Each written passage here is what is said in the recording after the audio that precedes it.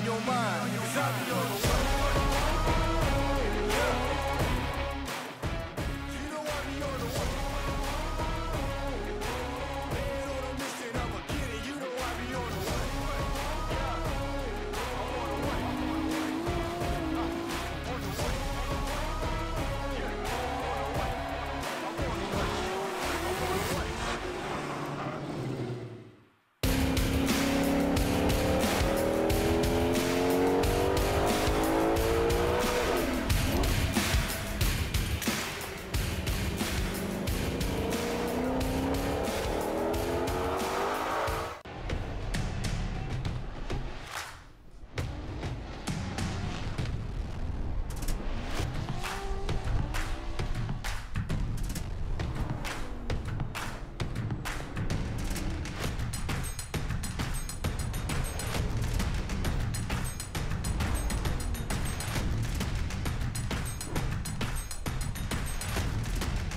GT Radio. Experience ultra high performance.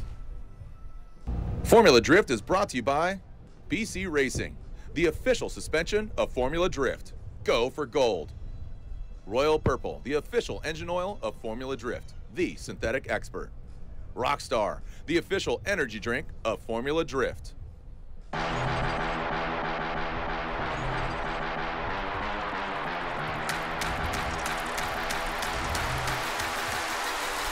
Booyah. The Formula Drift Championship heads across the country to the Pacific Northwest at Evergreen Speedway. The battle in Seattle, as it's known, begins now. What it do? I'm in my zone. I'm in my zone. I'm in my zone. I'm in my zone. I'm in my zone. I'm in my zone. I'm in my zone. I'm in my zone.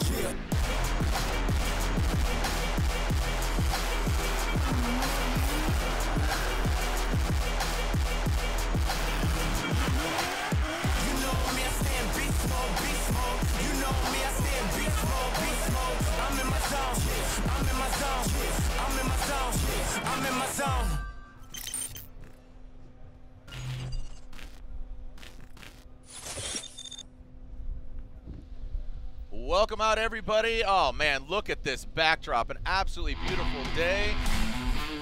And it is Evergreen Speedway, live from Monroe, Washington.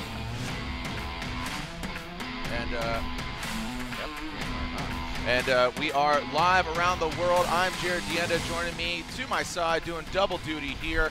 Also announcing, judging, doing it all, Ryan Lontaine. Again, welcome out to round 6. How quick, man? It's already round 6. Ryan Lontaine, how you doing, bud? Doing all right, Jared. We keep saying it every round. Is it already round 4? Is it already round 5? Now it's round 6 already. It's flying by. I'm excited for Seattle, though. This is going to be a barn burner. Yeah, thank you. And from what I understand, it was really hot earlier this week, and now the temperatures have dropped. It's about 74 degrees. It's hot up here in the booth, but an absolutely making of a beautiful day. We love this track. I got to say, you know, no offense to all the other venues, Atlanta's number 1. I got to say Seattle's number 2. That's my favorite track. How does this rank up there? I don't play favorites, Jared. Okay. I love them all equally. Yep, okay. Well, keep being a judge, okay? All joking aside, absolutely love this track. It has all the technical attributes, high speed entry, and then it gets really tight and it gets really technical. So we're about to enter into our K&N knockout qualifying. We're basically the not so great 8 and up going and re-racking. So some of the drivers, majority of the drivers, will have one run and done. So as we are getting set again, let's take a look at the overall schedule, talking about it being round 6, Casual Friday, a great crowd here. So thank you guys and gals for joining us in the building or online. And so there it is. So we've already gone through Long Beach, Atlanta, Orlando, E-Town, St. Louis, and here we are, Monroe, Washington. 2 more rounds. Grantsville, Utah, brand new venue for us. And then, of course, and at Irwindale for a 19th ever Formula Drift champion. What are your expectations here for this course here, Ryan? Well, we've seen in practice a lot of really fast, dedicated runs. We're not seeing a lot of decels. We're getting some data back from the cars that are showing us that these drivers are staying on throttle way more than we'd expect at this track. So we're seeing, I think, higher grip levels. Even with the higher power levels, they're able to stay on throttle a lot more and maintain their momentum all the way throughout the course. So it's going to make an interesting tandem battle situation. Seeing this big overhead view here, here are the current standings coming into this round. Again, more than halfway through the season. We can see how tight it is You know, and again, keep in mind, 100 points for first. And look at just the variety here. You know, we've seen a new winner every round. Yeah. That's what's really cool, too. So keep that in mind. Matt Field has yet to win, right? but he still leads the charge. And we know that the championship can be had even without a win. Chris Forsberg did it many moons ago. This is Atlanta. That's how the podium finished there. Dylan Hughes in the craziest, wettest, wildest event in Orlando, and then most recently St. Louis. Gosh, that feels like just last weekend, but St. Louis was an exciting round, very technical, you know, some crazy calls. We went late into the night there. Yes, this track is proving to be really tricky now that the cars are at the power levels that they're at. It's just one of those tracks that's hard to get the car placed right at every single corner. All right, you can see Ryan Turk there and Frederick Osbo, an all-Toyota battle, and Ryan Turk swings wide. They've been battling all season, and Ryan Turk, you know, obviously Freddie is very familiar with that car, but Kazuya Taguchi, who just absolutely dominated. You know, he was #1 qualifier, made it a perfect event, all the way to the top, his first ever Formula Drift podium, and it's a win. It was such an emotional event for everybody. You know, it was a pro spec round, so you know it's a marathon, but that he was so emotional, and you could see the elation from the other drivers. They were so supportive. They were so happy, and that's really what it's all about. Yeah, I don't think he realized what was happening until we got him up there and said, you need to walk up to for Jared to tell, you know, to say who won. And when you said his name, he was so surprised. Yeah. It was a big moment. Yeah, and just the you know, all the fans that have just been supporting him and his team and his crew, and Lorette did such a great job interviewing him, and you know, it's just really great. There we are looking at the cockpit of the Rain-X Toyota GR Corolla, the rock star that is Ryan Turk. But again, it's all about that championship coming down to Irwindale as we take a look at that big bank. How does this bank compare to other tracks banks? We got Irwindale, we got O-Town. How does this compare? I think it's a very long bank, but it's not as steep as we have at other tracks. So it's daunting because of its size. And of course, there's a concrete wall all the way around the outside of it, but we definitely have some steeper banks. Irwindale, for example, you know, the old New Jersey track, you can't beat, you know, Wall Speedway, how steep it's almost a wall. was. Let's take a look real quick here at the Torque Drift Course Preview. We talk about this track, but Ryan, walk us through on what you as the judges are analyzing. Outer Zone 1, the big bank. Yeah, we want that bumper right on the wall all the way around. We don't want the back to compress in, and we don't want them down low. We want them right on that wall. Then we have outside zone number 2. You want to get all the way through that zone with your tire on that outside line, and then you want to get your bumper on the wall for outside zone number 3. This driver's very aggressive here in the video game. As he comes to inside clip number 1, you want to get that bumper nice and tight on that clip without hitting it, and then you transition for outside zone 4. And as you come around this, it starts off not on the wall, then you join the wall, and then you leave the wall again. So outside zone 4 could be a tricky spot to get the car lined up just right, that you're on the line, close to the wall, and then on the line again as you finish the track. Also, that big bank, it seems, I always say analogously that, you know, some courses, they're nice 400 grit sandpaper. This is like 50 grit. I mean, it is very abrasive. You eat through tires, and you really got to bring, as I always say, the Leatherman to this gunfight, you know, because the Leatherman, it's got the knife, it's got the scissors, it's got all the weapons of mass destruction. So you really need to bring all your tools to this, and you talk about those 4 outer zones. Here we are coming from, you know, St. Louis that didn't have any inside clips. We have one here, but it's a very, I liked what you said, and it's great to look at the data off of the vehicles, and obviously, you know, saying that there's no decel areas. That's really important, and we're gonna, you know, today is all about qualifying, so you're gonna see one vehicle on the track at the same time, and then again head to head. Let's talk about our K&N keys to success. Here's how you're gonna open the door that is success. What do we got?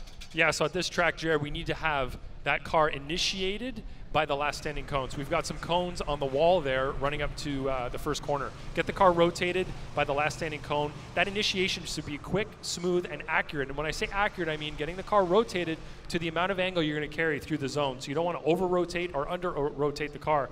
On outside zone 1, all the way high on that wall, around the bank, not bobbling and not, you know, getting into the wall too deep. And then this is the tricky spot. You need to get off of outside zone 1 just right. You don't want to leave it early, and you don't want to leave it late, because you need to get into the infield to outside zone number 2. And the speed that the cars are carrying these days with the cars at the power levels that they have, you need to fill zone 2, rotate the car for zone 3 without overshooting. It's a very tricky area. It looks simple, but trust me, it's a really tough spot. And then you get the car rotated for 3, tight on inner clip, And then, like I said earlier, ride that zone 4 that you see on the screen right now, all the way through outside zone 4, and finish wide, driver's left, and make sure that you're not going to straighten up before that finish line, because you can see the distance there between the end of the zone and that finish line. And also, you could barely see it, but you want to get right quickly, because right where you kind of reintroduce yourself to the inner oval, there's a bit of a hip and a bit of a jump. And we've seen cars kind of jump and do some damage to their vehicles. So, I mean, just look at this backdrop. Absolutely beautiful. Thank you for joining us, either in the building or online. I'm Jared Deenda, Ryan Lontaine, and beside Ryan Lontaine up here in the judging booth is Brian Egger and Chris Ewell. So they are going to be scrutinizing the runs, you know, line, angle, style, all the, what are you judging here this event? Because you alternate between line, angle, and style. Yeah, I'm judging style this round. Brian Eggert will be judging angle, and Chris will be driving, or sorry, judging, Chris will be driving. Did you hear me? He'll be judging line this round. Easy for you to say. Yeah. There's Rome Charpentier, always got a smile on his face, you know, just a bit outside of getting that win, but he has podiumed, and just that's what I really like about this season. Not taking anything away from the other seasons, but the variety and just the elation for other drivers and the diversity of you know, drivers from different countries, and just again, celebrating the uniqueness of the sport that is drifting. I mean, it's drifting, it's fun. Share your happiness with as many people as you can. That's what it's all about. Absolutely. All right, so again, we can see the fans are nice and in the shade, and it looks like the course is getting prepped. And there's our qualifying leaderboard. We start with who's currently in first, and that's Matt Field. You see Frederick Osbo, Ryan Turk, Chris Forsberg, Dylan Hughes, Chelsea Denofa, Odi Bakshis, Travis Reeder, Rome Charpentier, and Kazuya Taguchi, our most recent winner in St. Louis. All right, so our K&N qualifying leaderboard. Also tomorrow, if you're here, come join us. K&N has a pit party, a variety of drivers. I'll be hosting it, wrapping out with all the K&N drivers, as well as they are joined with Air Raid driver and AEM driver. But please come join us tomorrow over in the K&N booth. You can see it over there. Got the K&N signature red and orange flag, so be sure to come join us over there. Like I said, it's myself, your Chelsea Denofa, Chris Forsberg, Dylan Hughes, Federico Sharifo, Matt Field, Ryan Turk, and even, you know, world-class photographer Larry Chen. He's going to be over there as well. Where isn't Larry Chen? Larry's everywhere. He's omnipresent. Look, he's right behind you. Don't turn around. Don't turn around. Ace of Base there for you. Ooh. Yeah, I know you're a big Ace of Base fan, so. Can't get enough. Yep. All right, so what are your thoughts? Can Matt Field win? I mean, here we are, and we talked about it. Forsberg got a championship without winning. Does he have what it takes? Well, does he need to win?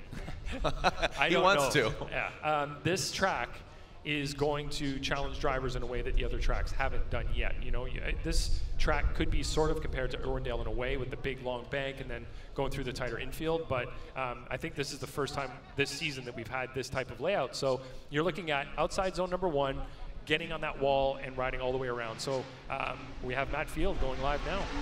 Here we go, Matt Field in his Falcon Tires Driven Cave Corvette. Again, currently leading the pack in the points.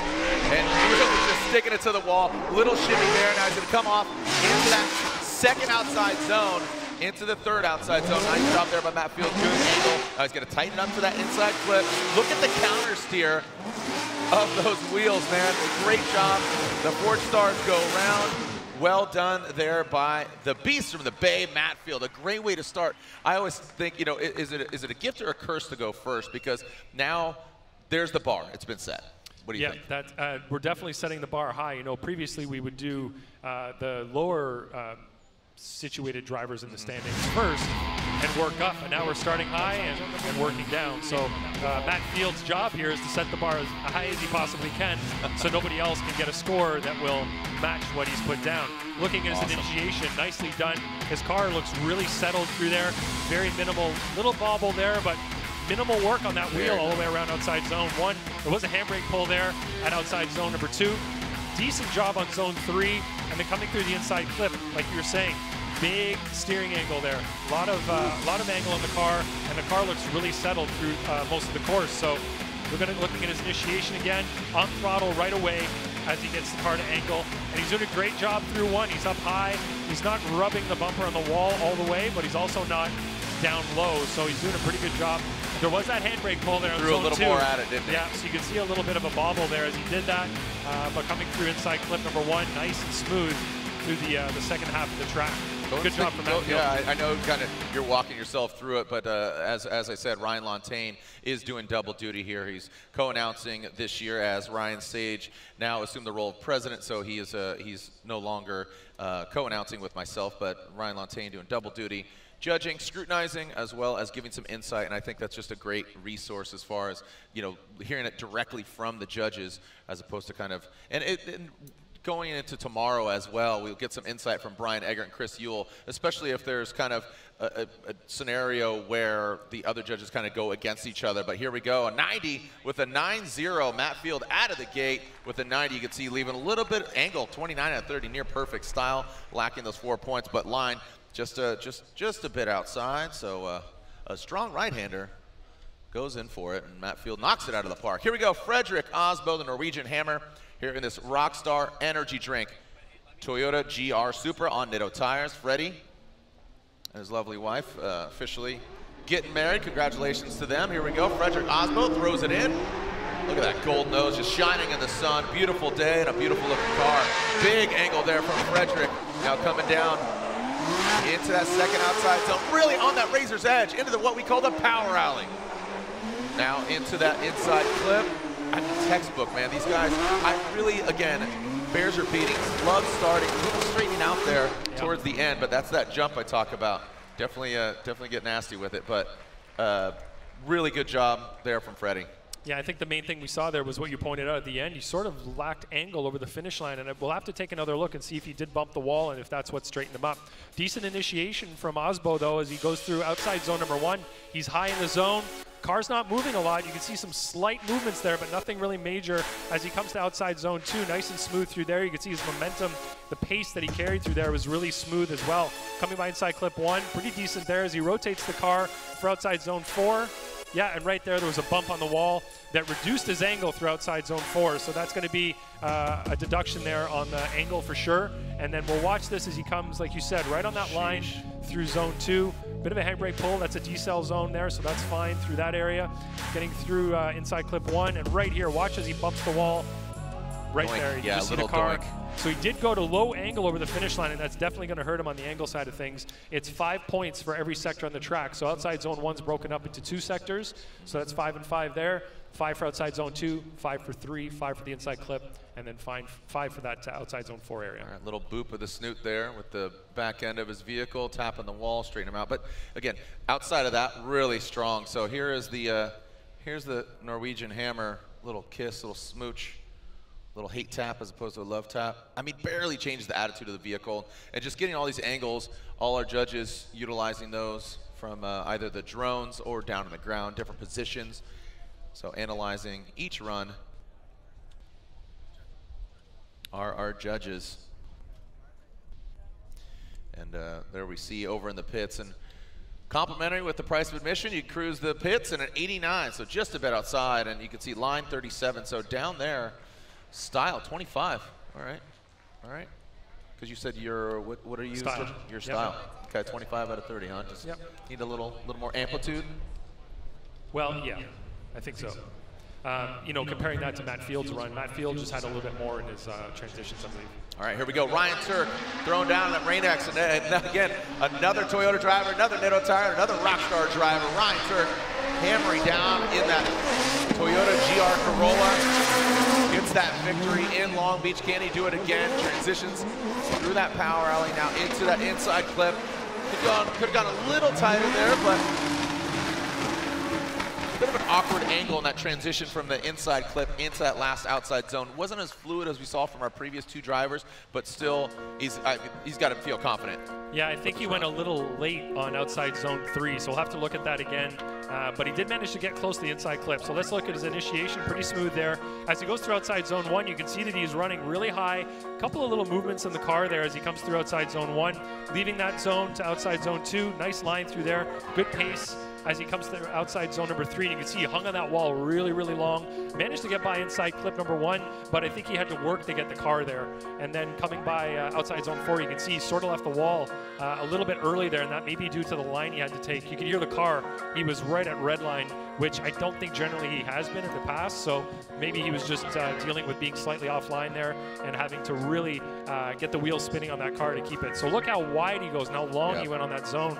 And like I said, he had to work to get the car in for that inside clip. Handbrake pull. Yeah, and then he put him on a weird line going through, and you can see that it's not quite the line he wanted through the finish of outside zone 4. Really great run up until that overshoot on outside zone number 4, though. 3, sorry. And always, again, exciting to start from the top. There we are seeing 3 drivers so far. Here comes 3-time champ Chris the Force Forsberg. And again, keep in mind Frederick Osbo, who we just saw a couple cars ago, 2-time champ, defending his crown, defending his title, defending his throne. That's Chris Forsberg. There's Ryan Tuerck taking it back to the pits. Chris Forsberg on the line. Great looking. Again, Ryan Tuerck getting the win at round 1 and 88. So we're slowly decreasing here. 90, 89, now 88. You guys are just so systematic. You can see how it's reflected in the score. And there is the all-new Z, Chris the Force Forsberg, running that GTR engine under the hood of the all-new Z. He's had a busy couple weeks. You see all his Nissans are set up at Nissan showroom there at Nissan North America's headquarters. Here we go. Chris Forsberg initiates into the bank. Good angle from Forsberg. Look at that. You saw him just sticking it to the wall. Really well done. This is textbook. This is what we've seen from all the other drivers now. Let's see how he handles the power rally. Brings it into the second and now the third. Nice fluid transition. It's like he hung on the wall, tightens it up. Very similar line to what we saw from Ryan Tuerck, and now brings it into that final clip. And there we go. Chris the Force Forsberg and his NOS energy drink. All new Nissan Z. Let's take a look. Let's run it back, as they say. So as he runs up to initiation, let's see how he flicks the car. A little bit of a Scandi flick. Nice angle from Chris through outside zone 1. Running really high angle. Nice line there, pretty close up to the wall. Little handbrake pull at the end of the zone. That is a decel zone at the moment, so that is totally fine there as he comes through zone 2 and 3. Car's looking really smooth, looking very confident, settled. I think this is the best run I've seen from him today. Looking at practice, he had some little bobbles here and there, but that was really nicely done from Chris Forsberg. So let's look at it from the eye in the sky here. This is going to give us an idea of pace throughout the course. Is he maintaining pace where he should on the track, or is he slowing down in some areas? So look at how settled the car is. There's no movement in that car at all. Yep. Right at the end there, slight bobble, but really looking smooth. Great transition. Could have been deeper in zone number 3 there, but pretty decent on that inside clip. Overall, really smooth run from Chris. Good transition going from that final inside clip, or the only inside clip, into the final outside zone. Really like that transition. You can see right here. You can see he left the zone 3 where he should, unlike what Tuerck did earlier. So this is a nice kind of a contrast to what he was doing. And a 90. So there we go. And look at that. He gets a #1 qualifying position. So a 9-0 for the Force, Chris Forsberg. Okay, so again, we got some high scores right now, which definitely building confidence for these drivers that have already run. And Dylan Hughes, our winner in the Wet and Wild Orlando. Matt Sopa, our starter, sends him down the track through that start chicane. Here we go, the Royal Purple, O'Reilly Auto Parts, Falcon Tire, BMW. Dylan Hughes turns on the headlights. Are his headlights flashing right now? It's weird. All right, through that big bank, comes off it. Quick little handbrake pull into that second outside zone, into the third. You can see him lift a little bit there, but again, that momentum, winning sideways, it's going to slow down the car naturally as opposed to tapping the brakes, but powering all the way through. Really good line, and again, Dylan Hughes, a winner in Orlando. I mean, this is essentially his home track as well. He, growing up here in Washington and competing at Evergreen. All right, what are we looking at here, Ryan? A little bit slower at initiation than we've seen some of the other drivers, but he gets the car to angle really high on zone #1. You can see there he's riding the wall most of the way around. Handbrake pull slightly at the end there, and then another handbrake pull going to outside zone #2. So that's a bit of a detriment to the drivers if they grab the handbrake through that area. We'd like to see them on throttle through there. So a couple of handbrake pulls there. Going into outside zone #4, that is going to be a decel zone approaching that area potentially. So that is going to be maybe overlooked a little bit slightly, but at the moment, I would think that he's going to get a pretty decent score here. It's pretty smooth. again, the initiation, just not the snappy initiation that we'd like to see through there. So, you know, maybe a point or two off in that area. Going through that zone though, high, looks pretty smooth. And then looking at the pace, coming through this infield area, doing it pretty well. Decelerating where he's supposed to, getting the car placed in the right position.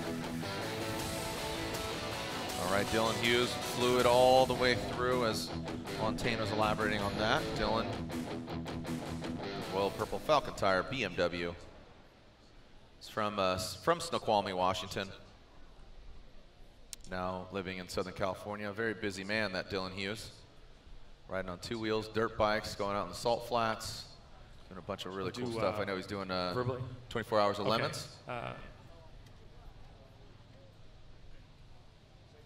And you can see the nice breeze clearing out the smoke. So that's always good. And taking a look at just our first 5 vehicles, if this is any indication of what's going to go down tomorrow. Super excited. Remember to tune in. If you're not here in the building, be sure to tune in and watch, and tell everybody, watch us at formulad.com/live. Join the conversation.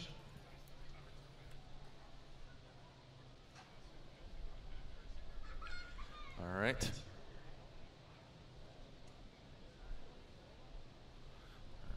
28 for angle, 36 for line, and then finally for style, 26. Chelsea DeNofa on the start line. Chelsea DeNofa piloting that Pennzoil Mustang RTR Spec 5, running those Nitto tires, the Type S lights. Can't see them here in Seattle because we're gonna wrap it up before the sun sets, but they're there. Don't worry, don't fret. Type S touring items. Looks like Chelsea backs it up. He might just put some heat through his tires. And it looks like it will be a 90, a 9-0, a 90 for Dylan Hughes. So look at that. I mean, really strong score. Now the only thing we don't know is where he's going to line up with those ties, so we'll have to figure that out. It defaults to style first. Correct, yeah.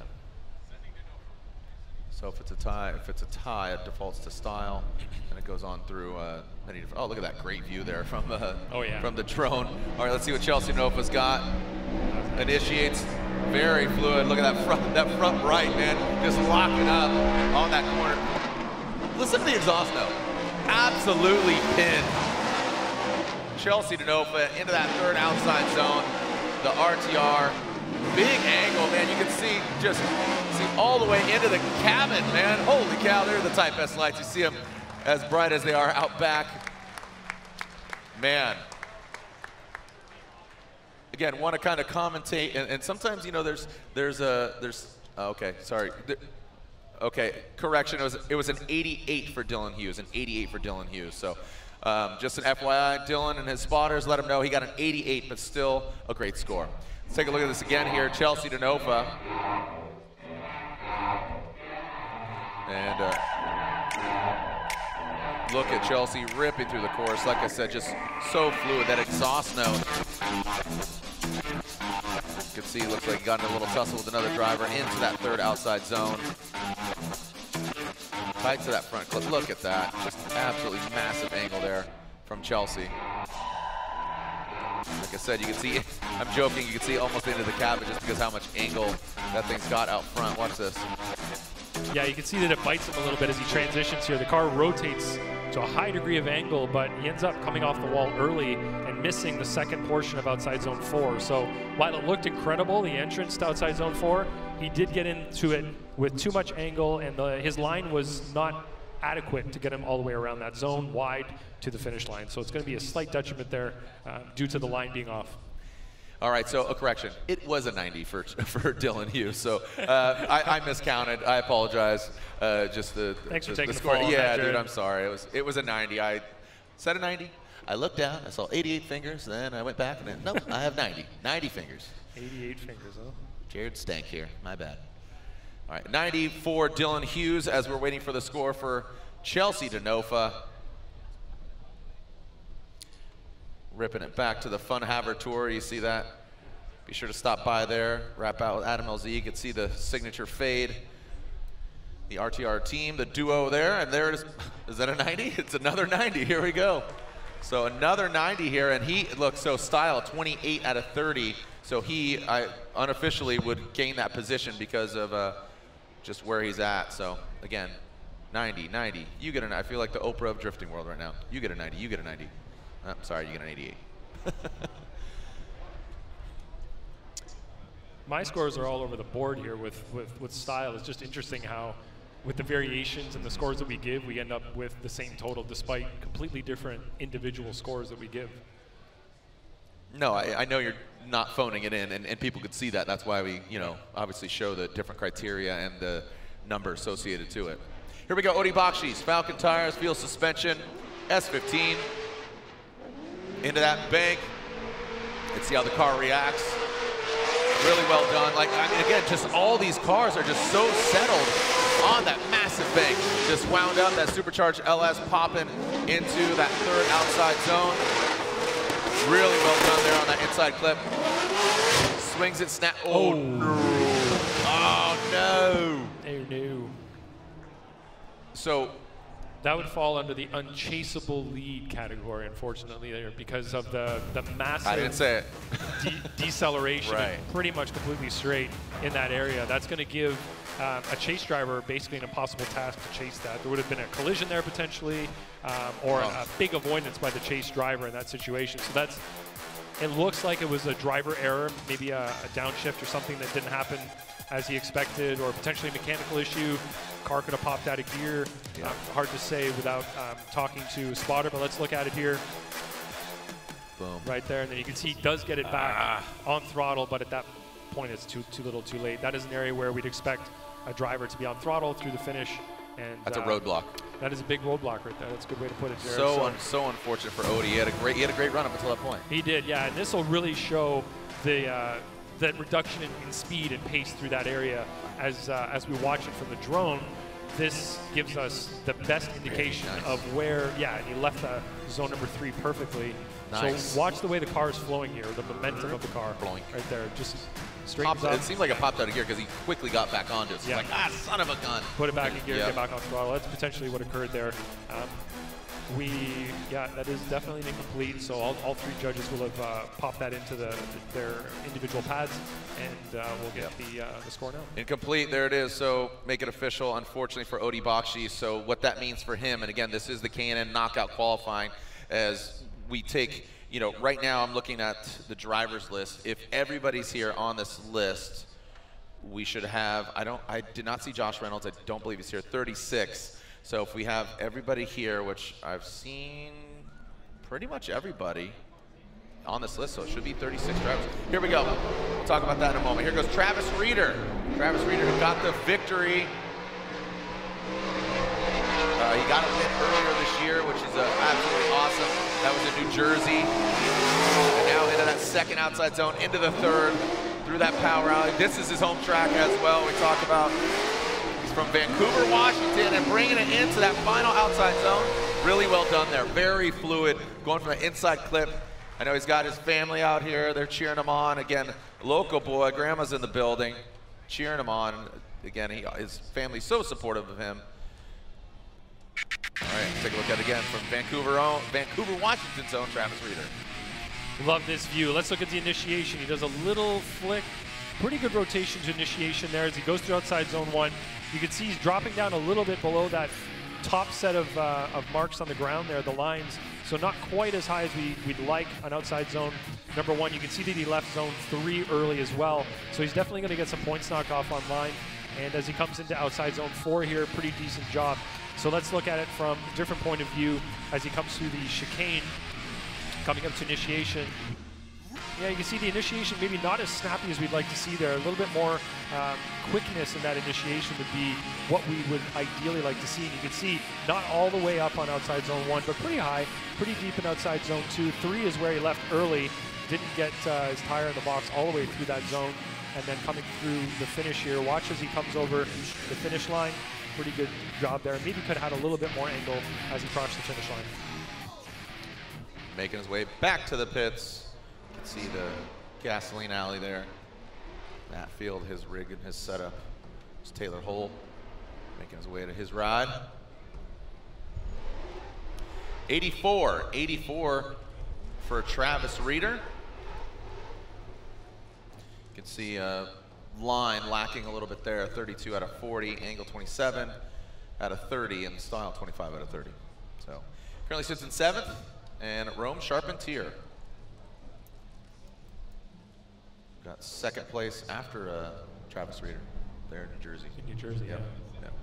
Unfortunately, you weren't there with us, but the first ever purpose-built North American Drift Coliseum at E-Town. All right, the Garagistic BMW E36 now into that bank. Could be a little higher on the bank, but good fluidity, good angle from him, exciting run. Ooh, comes up a bit shallow on that 2nd outside zone, definitely finds his way into the 3rd. Just rolling over that first hash mark into the final outside zone. Seems really speedy.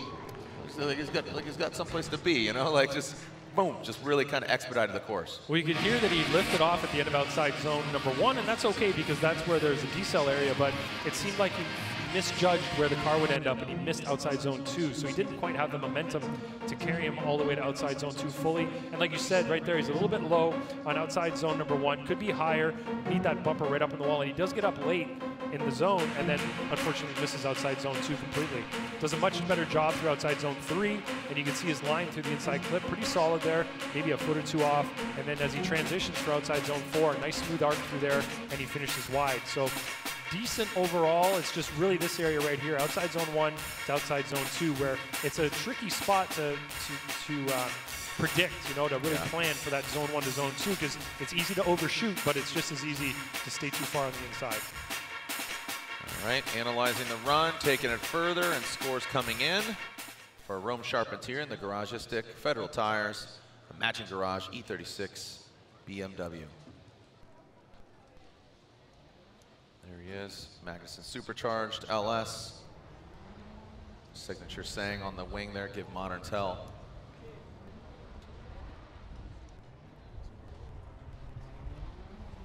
An 81, so you can see reflected in a score down a little bit, but an 81. So as Rome receives that 81. Next up, most recent winner from St. Louis, Kazuya Taguchi. The ISR Performance Up Garage GT Radial, the Toyota 86. If you haven't been by his pit, he's got a really cool cardboard cutout. Again, Ichiban getting the victory in that very deceiving track that is St. Louis, with all those outside zones and how difficult it was, but Kazuya Taguchi made it a perfect event, #1 qualifier, and eventually wins the event. Let's see how he performs here in Seattle. The Up Garage ISR Performance 86 into the outside zone. You got to think just a lot of confidence in his corner. And in between the game of inches, in between his ears, talking about in his head. Okay, I see you, Taguchi, well done. Blended in, yellow, black. Black and yellow, little Wiz Khalifa action now. Into that final outside zone goes Kazuya Taguchi. Yes, sir. Again, also GTR powered. The dialogue that's come from his social media, just one of elation. I think his initiation was slightly slow to get to angle. You can see it took a little while to get the car all the way up. Slight movements in his car here through zone 1, but he is really high in the zone. He's up right on the wall pretty much through the entirety of that zone. Great line through outside zone 2 and 3.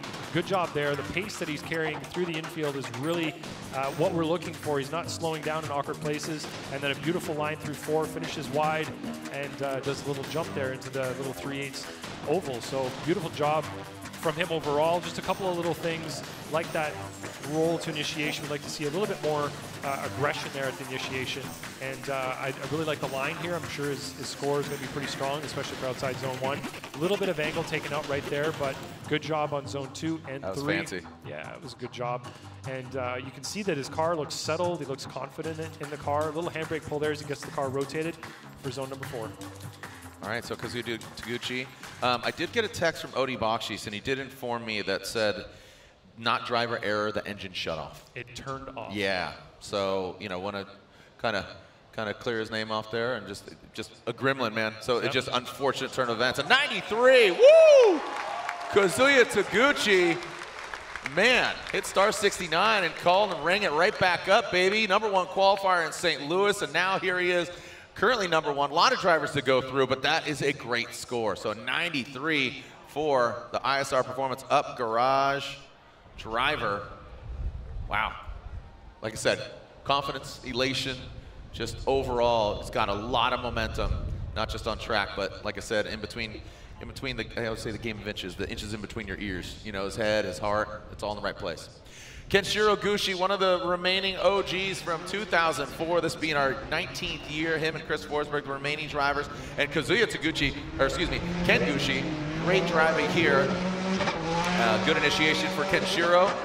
I know he was over in Japan, and you can see the threes racing now, comes in. The car looks great and just performs when he debuted this thing in Atlanta, and right now it looks like just really dialing in this turbocharged 6-cylinder. Again, coming from either like the FJ or the Tacoma, that's kind of the engine that he's running. But really unique build, great looking car, and obviously just a fantastic young man that is Ken Gushi. All right, as he comes up to initiation, let's see how he gets the car to angle. Pretty decent job there. You can see that he's pretty close up to that wall. We can't really use those white stripes with every car. They're all different lengths, you know, so it's kind of deceiving in that sense, but really looking at where that back bumper's placed. Good job through outside zone 2. Could have been deeper in 3, and he left it early, so he's going to get some points deducted on line there.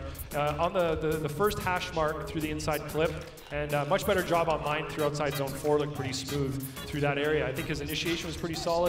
He was fairly close to the wall on zone 1, but you can see he came off maybe a little bit early there, but decent line through outside zone 2. There was a handbrake pull in it, so that'll get him a deduction on his style side of things, because we don't want to see the handbrake pulled in there.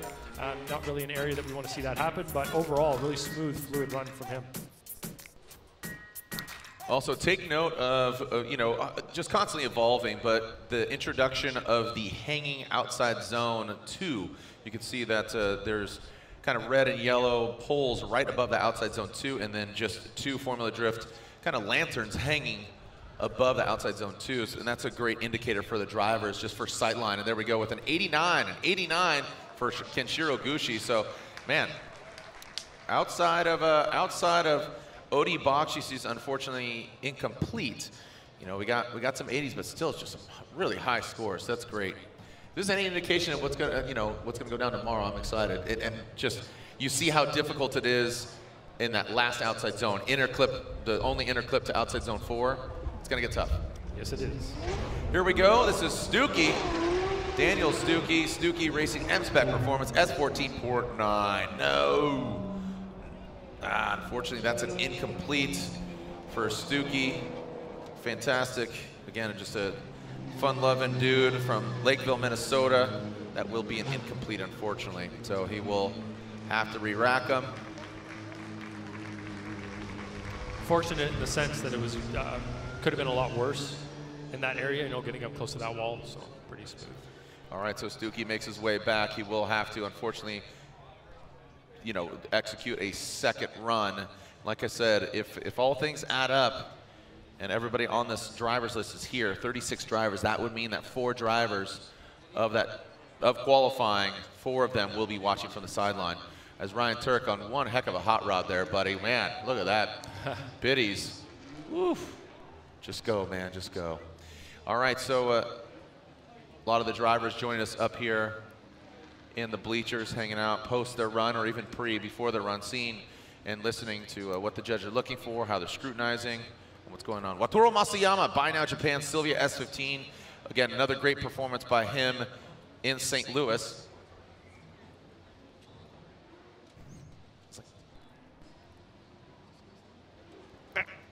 All right, so Wataru Masayama. Masayama pulling up to the start line. Good looking S15. Let's see what we got from Masayama. Masayama currently sitting 13th overall standings after 5 rounds of competition. Remember, 2 more rounds after this. This is round 6. We got Utah, and then, of course, Irwindale. Masayama See how aggressive, nice little little manji into it. Throw some more angle at it. Really tight to that wall. As Masayama now comes down, let's see how he handles outside zone 2. Ooh, kind of an awkward little crab walk there going to outside zone 2. I want to take a look at that again. Transition, big flick from him into that final outside zone. Masayama dials it in, makes some noise. He has looked great through practice today, and he's pulling it together here in qualifying as well. It looked like a pretty solid run. From the style side of things, that initiation was fantastic. Look at that rate to angle, accurate, pretty smooth. High on outside zone 1. You can see him right up on the wall, not getting deep into the wall, which is something we don't want to see either, just riding right along that wall. Beautiful job from him on outside zone 2. And then right there through zone 3, I think he left it maybe a little bit early, but coming to inside clip 1 nicely. Decent rotation there as he goes through outside zone number 4. So really smooth run from Masayama here. Let's look at it from up in the sky, which will give us every single bit of nuance that we need. So you can see here as he gets the car up to outside zone 1, he's doing what we are looking for there, and that's putting the bumper right on the wall from start to finish. You want to see that bumper almost grazing the wall. And then here on outside zone 2, since there's no wall, you want to see the tire on the edge of the track, right on the edge of that yellow line. You can see there he left outside zone number 3 a little bit early, but really, really great run from Masayama overall. All right, Masayama makes his way back to the pit, and the Drift Cave, man, those guys are busy fellows over there. You got Wataru Masayama. You got, obviously, Matt Fields' vehicle. And then also working on, whose other vehicle was it? All right, so here we go. We are seeing an 89 for Masayama, an 89.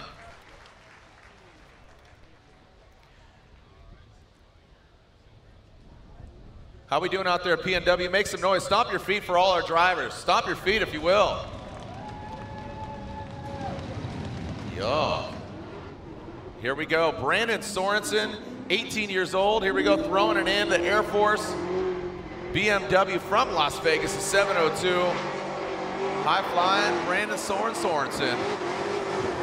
Into that second outside zone. Big angle from him. Now it transitions into the third outside zone. Let's see how he handles this inside clip. Could have been a little closer, a lot of angle there. That was nice. I thought that was like the big angle, that shift there. That was a big, you know, I feel like you got to turn on the foghorn for that transition. Like as he rotated that thing in.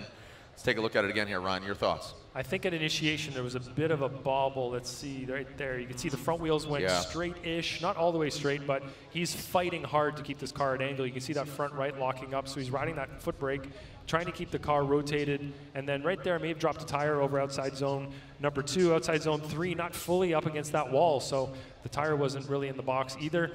Need him to get closer to that zone number 3 wall. And then decent job through outside zone 4. Could have been a little bit tighter there as well. So let's look at this again. As he gets the car to angle, looks like he over-rotates a bit, and then the car is trying to fight him. It looks like he's having a hard time keeping it at angle, so he's having to really ride that left foot. And then you can see as soon as he lifts it off, the car looks like it lightens up a bit. So I think he was on the brake pretty hard through that outside zone 1 area. And then as we come through the inside clip, like you said, big transition here. And then rides that all the way around. Am I crazy, 4. Or did that kind of, he had massive angle, or am I crazy? It's okay. Maybe you're a little crazy. Yeah, absolutely. I mean, but let's talk about drifting. Not about my sanity. And there's Masayama and his team. Wrapping out. Got a smile on his face. It's a good sign. Let's see what Brandon's got. 83 and 83. So an 83 for Brandon Sorensen. All right, so you can see Brandon Sorensen ripping through here. Oh, something flew off on the other side. I don't know. Yeah, he lost his wallet or something. Maybe his hat. You know, I don't know. Ready for the post. Yeah. Post hairdo. You know, getting out of the car with the helmet hair. Hair, you know. The old skid lid, the brain bucket. Brain bucket. The old cap. Here we go. JTP Justin Pollock, Falcon Tires, Ford Mustang. Exciting to see what Justin throws down here. All right, looks like we got a clear track. We are good to go. Clear to send. Justin Pollock, originally from Michigan. Was in Southern California, the hotline now. Moved out to Utah. Made the truck out here. Big angle from JTP. Nice job. You can see him bringing it on in. Look at that counter steer. You know, that's the cool thing with the white wheels. They really highlight when you got that angle. All right, pass that inside clip and bring it on in to that final outside zone. Let's run it back and take a look at it again. Really great initiation. Let's look at it from the drone. It should give us a great view of that flick to initiation. Really nice. Doesn't get up to the wall all the way. Doesn't even look like halfway through. No, he stays off of it quite a bit. Quite majority of that outside zone. And right there, he's had a really odd decel at outside zone number 2, and you can see it was kind of awkward through outside zone 3 as well. So I don't think he had the car quite positioned the way he wanted it to be from outside zone 1 to 2, and then moving on to outside zone 3. So let's look at that again. Nice initiation there, really big angle. The angle's solid through outside zone 1, but his line could be deeper. You know, you've got about 4 or 5 feet there between the back bumper and the wall, and I know that doesn't sound like a lot, but you know, it's a game of inches. And right there, you can see a big decel in outside zone number 2. So kind of awkward through there, not ideal. Looked like, and then the transition going to outside zone 4 was not as explosive as we'd like to see. But great initiation, and you should have some deductions here and there for line and angle, though. But you can see just how competitive the field is right now here at this track, and we've been coming here since 2006. I saw a really cool old, basically VIP credential that somebody had, and I thought that was really cool. I'm like, gosh, we've been coming here for 06? Holy cow. That's a long time, Jared. That's a long time, bro. 86 and 86, Hachiroku for JTP. JTP, Justin Pollock. I think my personal first time here was 2009, maybe. It's not about you. I'm joking. What was that? Your first time? What? 2009. 9? Yeah. Okay. Yeah, I remember seeing you drift for the first time in Toronto, I think it was. I remember seeing you here. I have pictures of you from that time. Really? Chubby your cheeks, Jared. You shut your face. You look great now. You do. I'm Benjamin Button. Here are the scores here, 93. And then with all those ties there between the 90s and the 89s, that defaults to style first. Yes. And then where does it go next? I forget. They've changed it. I know, right. They changed it. I think it's line angle after that, but I could be wrong. We can look at the rule book. I mean, things are constantly developing and changing and progressing. There's Nick Novak. The nice thing is I'm not the one that has to decide the tiebreaker at this point. Right. So somebody is handling that above my pay grade that needs to understand it. I appreciate you trying to figure it out, though, and we should. I'm racking my brain right now. Yeah, I know, me too. I feel like it's the Willy Wonka, like we put it in the computer and it spits it out, and we'll find out exactly where the golden ticket is. Yeah. And then he says, I will happily share the chocolate with you. Well, what Kevin will a has computer a nice do with setup. a lifetime supply of chocolate? It Here we go. categorizes everybody, sorry, basically. Yeah, it's categorized, yes. Yeah. All right, here we go. Radical Daniel, Rad Dan in that gear wrench. Rad Industries GT Radial. Beautiful looking Mark IV Supra. Always rocking the Supra and the mullet out back. Into that second outside zone. Great angle from him into that third. Rad Dan, yep. Barely knocking over that inside clip. Oh, big hit. Oof. Massive back left slap. Oh, man. That was a real big hit. Let's take a look at it again and want to make sure he's okay. Again, hence the safety equipment, the cages and all that. Oddly enough, the car doesn't look that bad. Doesn't look, yeah, suspension, you can see how it's kind of Oh, folded. yeah, you're right. It's compressed. But the back of the car held up pretty well. Maybe the wheel took the brunt of the impact, but just a testament to how they build these cars these days. Pretty solid.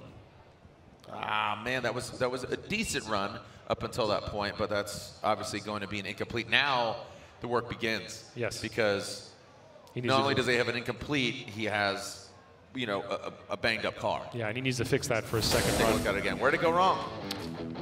I think he had a decent initiation here as we look, fairly straight line initiation, not a real big flick there to angle, but that's totally fine as long as they get the car to angle quickly and accurately and smoothly. And I think he did a pretty good job of doing that.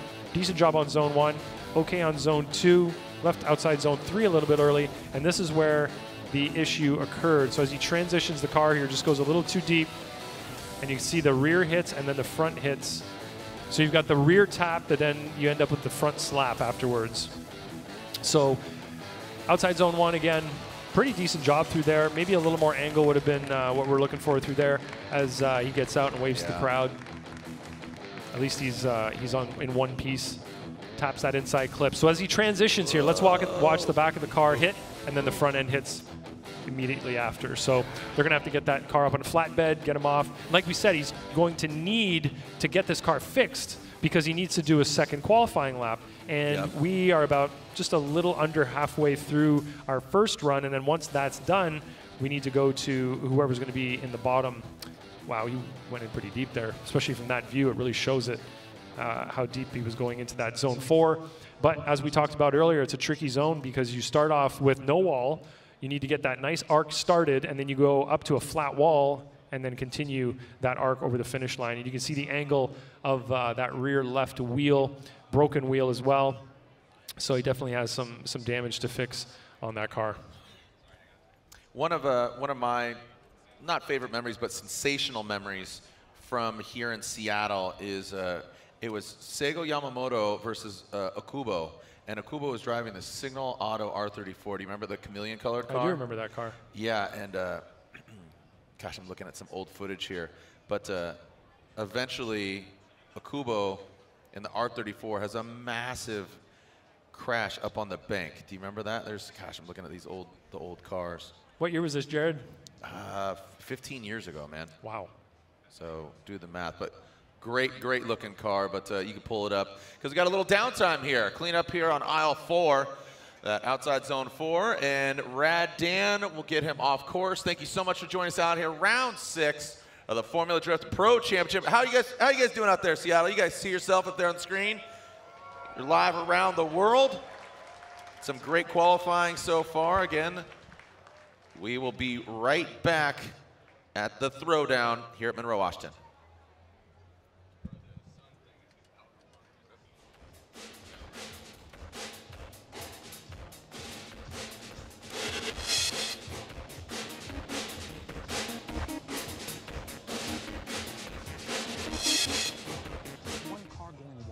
Mall help us tell the GR story.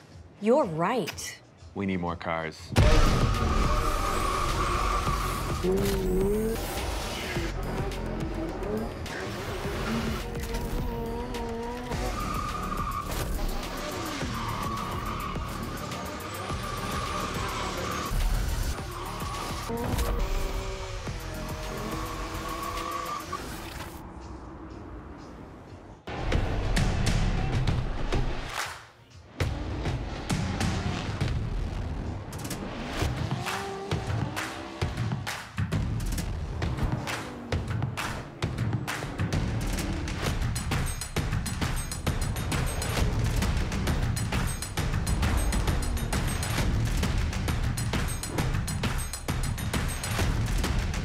GT Radio.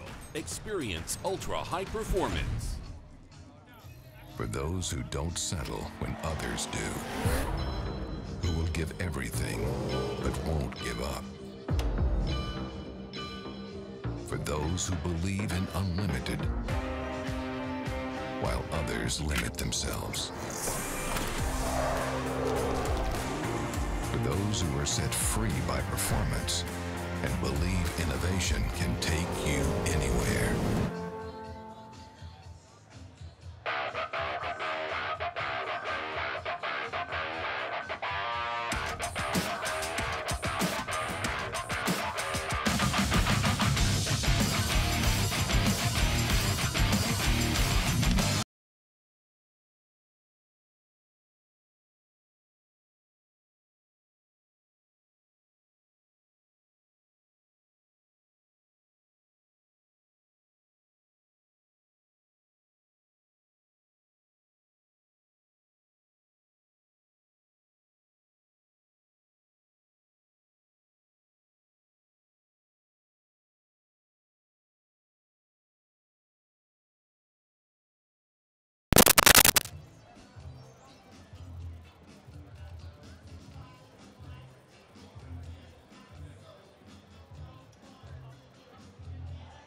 Is brought to you by Air Force, aim high. Type S, official lighting sponsor of Formula Drift. Lights, camera, power, fun. GT Radial, experience the performance. Hi guys, Rad Dan here. This is my Formula Drift Toyota Supra.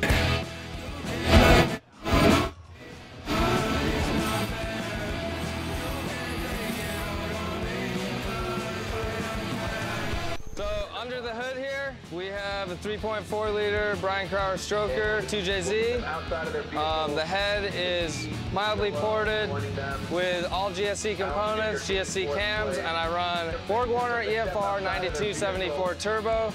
That combination there with some nitrous, I forgot to add, we have 2 stages of 75 shots of nitrous. The way I drive it is going to be at 950 horsepower when I'm on the track. Behind the motor we have an ACT triple disc clutch mated to a SEDEV transmission, SEDEV 6-speed sequential.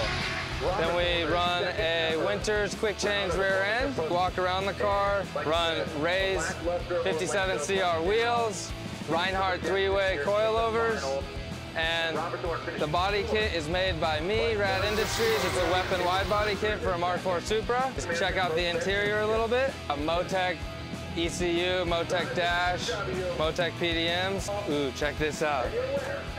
Custom Rad Industries handbrake. You guys need one of those. In the back, we got the rear radiator like most Pro Drift cars would have. Radium fuel cell. This is where we keep our nitrous. We have a nitrous outlet setup I was telling you about, the 2-stage nitrous. Electric water pump back here. And then like most other Pro Drift cars, you have the back of your car is basically a crumple zone because you're going to touch walls, as you can see here. And the body is all very flexible. So that was a quick run through on the Supra. Hope you guys like this. See you guys later.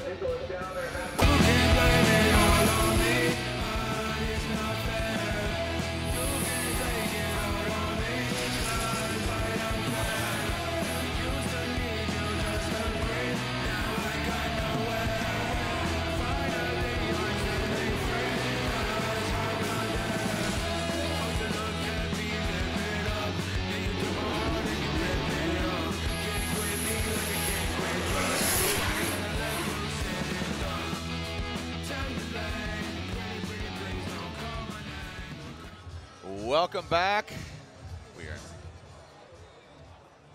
Welcome back here to round 6 of the Formula Drift Pro Championship, the Throwdown, baby. Formula Drift, Evergreen Speedway, Monroe, Washington. And like I said, just a beautiful set. So what's going on here is we just had, unfortunately, Dan Burkett goes into the wall, bangs it up, he gets an incomplete. There's a look at our K&N qualifying leaderboard. You see Taguchi, who #1 qualifier in St. Louis, and he's back on top again. Here's a look at his run. So this is what the judges are expecting. Can somebody top it? Yeah, so each judge here is looking at an individual criteria, and we're going to score just our individual criteria. So we all have our independent scores that we put in, and you know, watching it with I guess like a fresh eye right now, I'm the style judge, so I'm looking for the style issues, but now I can kind of look at the line, the angle, and you can see that his line is really solid. I only saw one mistake there in terms of angle coming towards outside zone number 2. Really solid run from Taguchi there, getting high on outside zone 1, getting the car on outside zone 2. So the difference there is, on outside zone 1, you've got a wall, so you need the rear bumper right on the wall. You go to outside zone number 2, no wall. So what are we looking for? We're looking for that left rear tire to be right on that outside line. So you want to get right on the edge of the line, but not go over it. Yep. And what we've done is move the outside zone markers off the line so that they don't get hit, even if the driver is within the track. That's great. Here we go, Michael Essa here in the FCP Euro, Liqui-Moly, Bilstein, BMW, the former champ Essa. Kind of just eases on into that angle, gets tight to the wall. Nice job by Essa. So he completes that outside zone 1 into outside zone 2. Man, absolutely just burning and roasting those tires in outside zone 3. Let's see how tight he gets. Right on that first hash mark. And popping his way into that final outside zone. Very fluid. I liked how he executed that final outside zone. Nice job by Michael Essa, the FCP Euro, Liqui-Moly, Bilstein, BMW. Yeah, you can see he was on throttle a lot coming from outside zone 1 to 2. You can see some left foot braking there, but definitely staying on throttle. He was not lifting. So decent initiation from Mike Essa there, and then pretty good line through outside zone 1. You can see that back bumper, maybe 3, 4, 5 feet there as he gets near the end of it. Little lift as he comes to outside zone 2, gets the car transitioned for 3. Pretty good job there. Didn't leave it right at the end, but nice and tight on the clip. Going through outside zone 4, left it slightly early, but a nice smooth arc through there. So decent initiation. He was on the inside quite a bit early on there, but then worked the car up. You can see right there, only a couple of feet away, comes off the wall a little bit and then gets back right before that little decel right there, getting to outside zone 2 and 3. Pretty smooth job from Mike Essa. Yeah, I loved how smooth he was. It was just very fluid. Usually be like water. And how we doing out there? You can see fans enjoying Casual Friday out here. That's right, put your hands up. Put your hands where my eyes can see. Yup. Got a Chelsea Denofa fan crunching on some fries. How we doing, bro? How are those fries good? Yeah, doggy. Yes, sir. He says thumbs up. He gave it a real-life Facebook thumbs up there. This place is going to be bananas tomorrow. I'm telling you, just with the weather hitting, it's going to slap, as the kids say. That's a 90, another 90 here. That is a 9-0. Johnny 9 alive. Michael Essa with a 90. K&N knockout qualifying continues. There is Rad Dan sitting in his car. Hopefully they get the thing back up and running. Another driver that makes a lot of noise in more ways than one. His car, him, the pride of Paducah, Jonathan Hurst.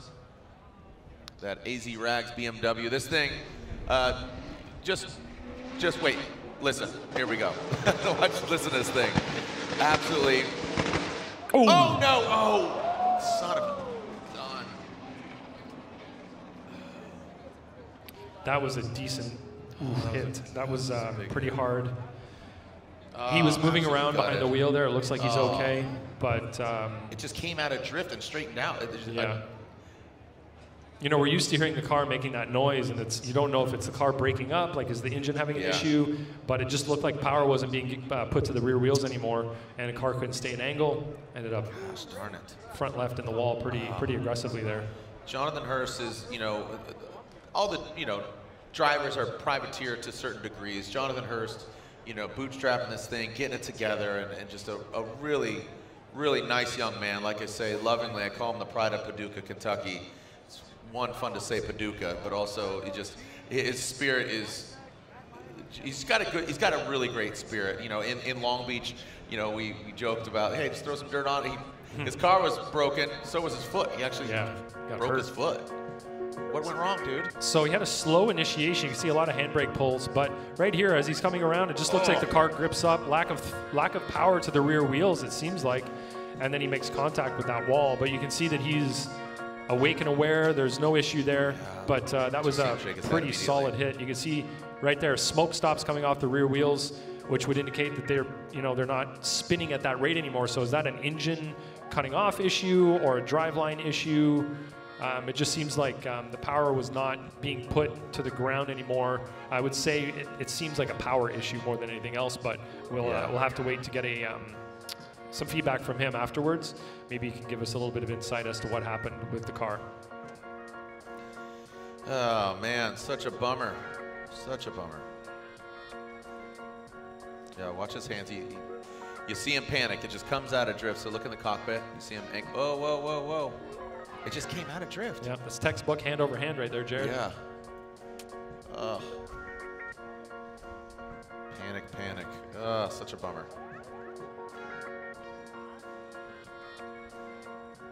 Yeah, looks like he's all right. So we'll get him towed off here, and you can see Kitty Litter being thrown down.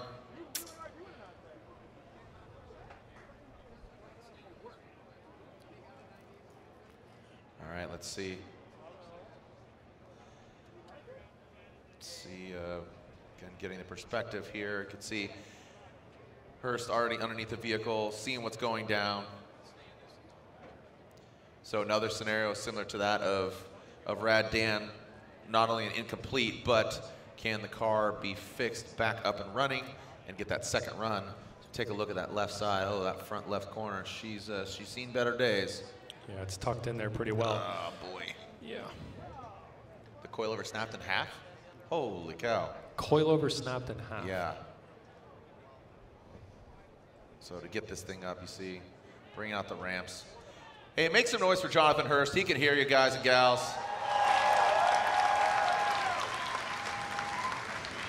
And just the camaraderie and just, you know, that's what it's all about. Oh, look at that. Starting them young. Simon Olsen, the 2JZ powered all-new Toyota Supra, coming us from Norway.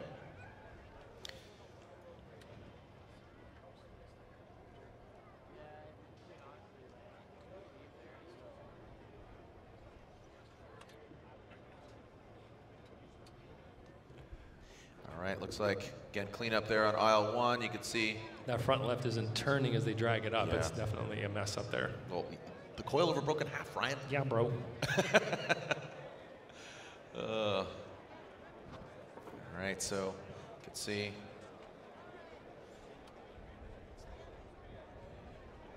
All right, time for your Air Force Aim High trivia. If you're watching the live stream, go ahead and go into the description on the YouTube page. And right there, you'll click the link. What kind of aircraft is the X-37B? X-37B, is it A, a fighter jet, B, a helicopter, C, reusable spacecraft, or D, cargo? So what kind of aircraft is the X-37B? Again, go in the description of our live stream. Click the link. You got some time. Do you know? Fighter jet, helicopter, all that. Thank you to United States Air Force for their support of Formula Drift. Is that Ola Jaeger? This kid's jumping around all the cars, man. All the cars, yeah. Mostly Norwegian, Swedish. Let him start. Yeah, yeah. He only deals with Scandinavian vehicles, or Scandinavian drivers. This young man, starting him young. If you can start it, you can drive it. Okay, go ahead, kiddo. You can just have it. Knock him out. Knock it out. What flavor? You know, if that kid had some, yeah, just having a good time. Yeah. I'll leave it alone. Just a little bit of clarification. The fluid that's on the track over there is from the actual shock itself. Wow. When it exploded, all the oil came out of it onto the track surface. So they're going to have a little bit of a cleanup to do over there to make sure that the track is at the appropriate grip level, you know, consistent all the way through. So get that cleaned up and get somebody to, you know, sweep it up maybe. Little sweeping machine over there, perhaps. Little sweepy. Yeah, hopefully. Are you sweepy right now? Had a long day? Are you sweepy? All right, so here we go. You can see Jonathan Hurst making his way back to the pits, hoping to get his car back together. All right, here's some more insight, some Formula Drift tips. Are 3 tips for amateur drivers. Number 1, driving with better drivers. So if you're trying to progress your skill set, the best way to do that is to definitely be able to drive with guys that are more skilled than you, and also asking questions around the pit. You know, we have an awesome like-minded community out here with a bunch of awesome drivers, and you shouldn't be shy to be asking people for help. Number 2 would be to spend your money in important places. So just because you want something doesn't necessarily mean that that money's being well spent towards what you're trying to do for your progression. So is seat time more important? Are you in need drastically of this new upgrade to step your skill set up? So I think it's very important to dissect that for yourself and then apply your funds kind of where the most efficient way possible. And number 3, this goes without saying, it's just 100% seat time. There's no way you're going to be able to get better unless you're behind the wheel of the car and being able to drive it. All right, guys, that's it for me. If you want more information, hit me at the Throttle app.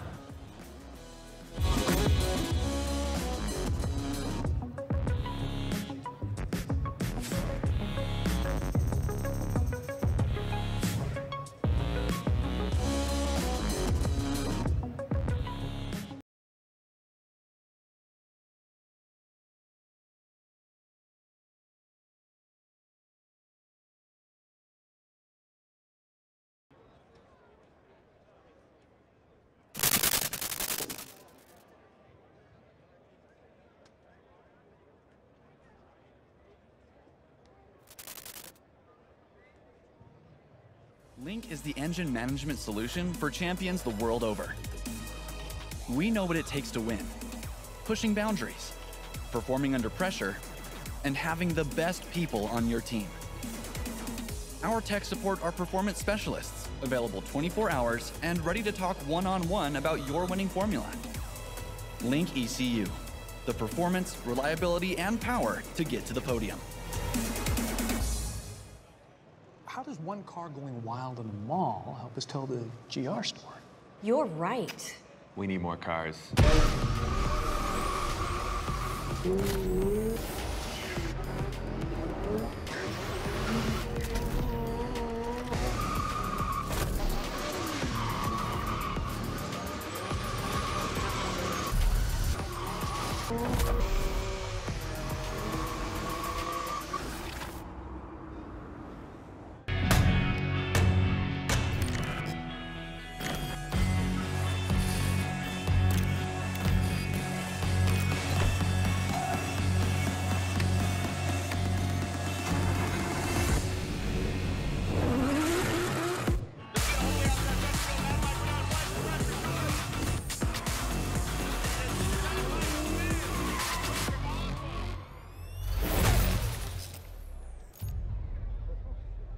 The Falcon Azenis RT660 is the enthusiast choice for ultra-high performance. Engineered for predictable handling and stability, the RT660 provides maximum traction both on and off the track.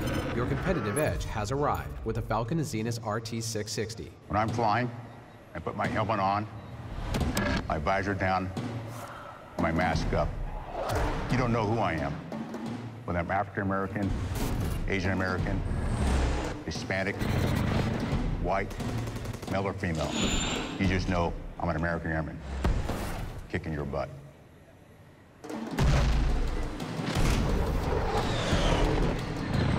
I'm General C.Q. Brown Jr. Come join us.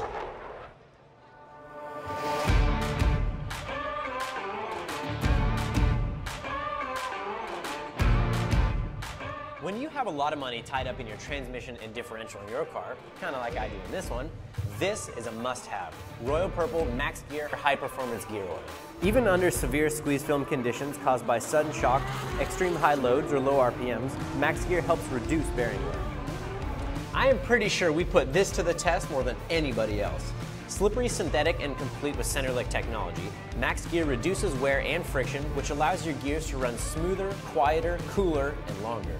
Drift tested and ready for your gears. Royal Purple Max Gear.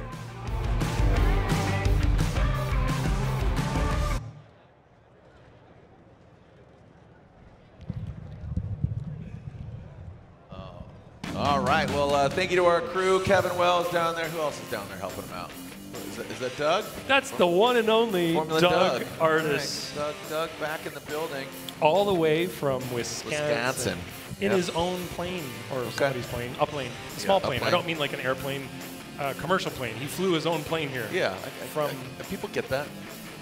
Maybe I flew on a plane here, but it wasn't mine. Starting them young. Look at the babies. Look at the babies. How we doing? How we doing? Look at the babies on the screen. There you go. Cute little baby. Starting them young. No.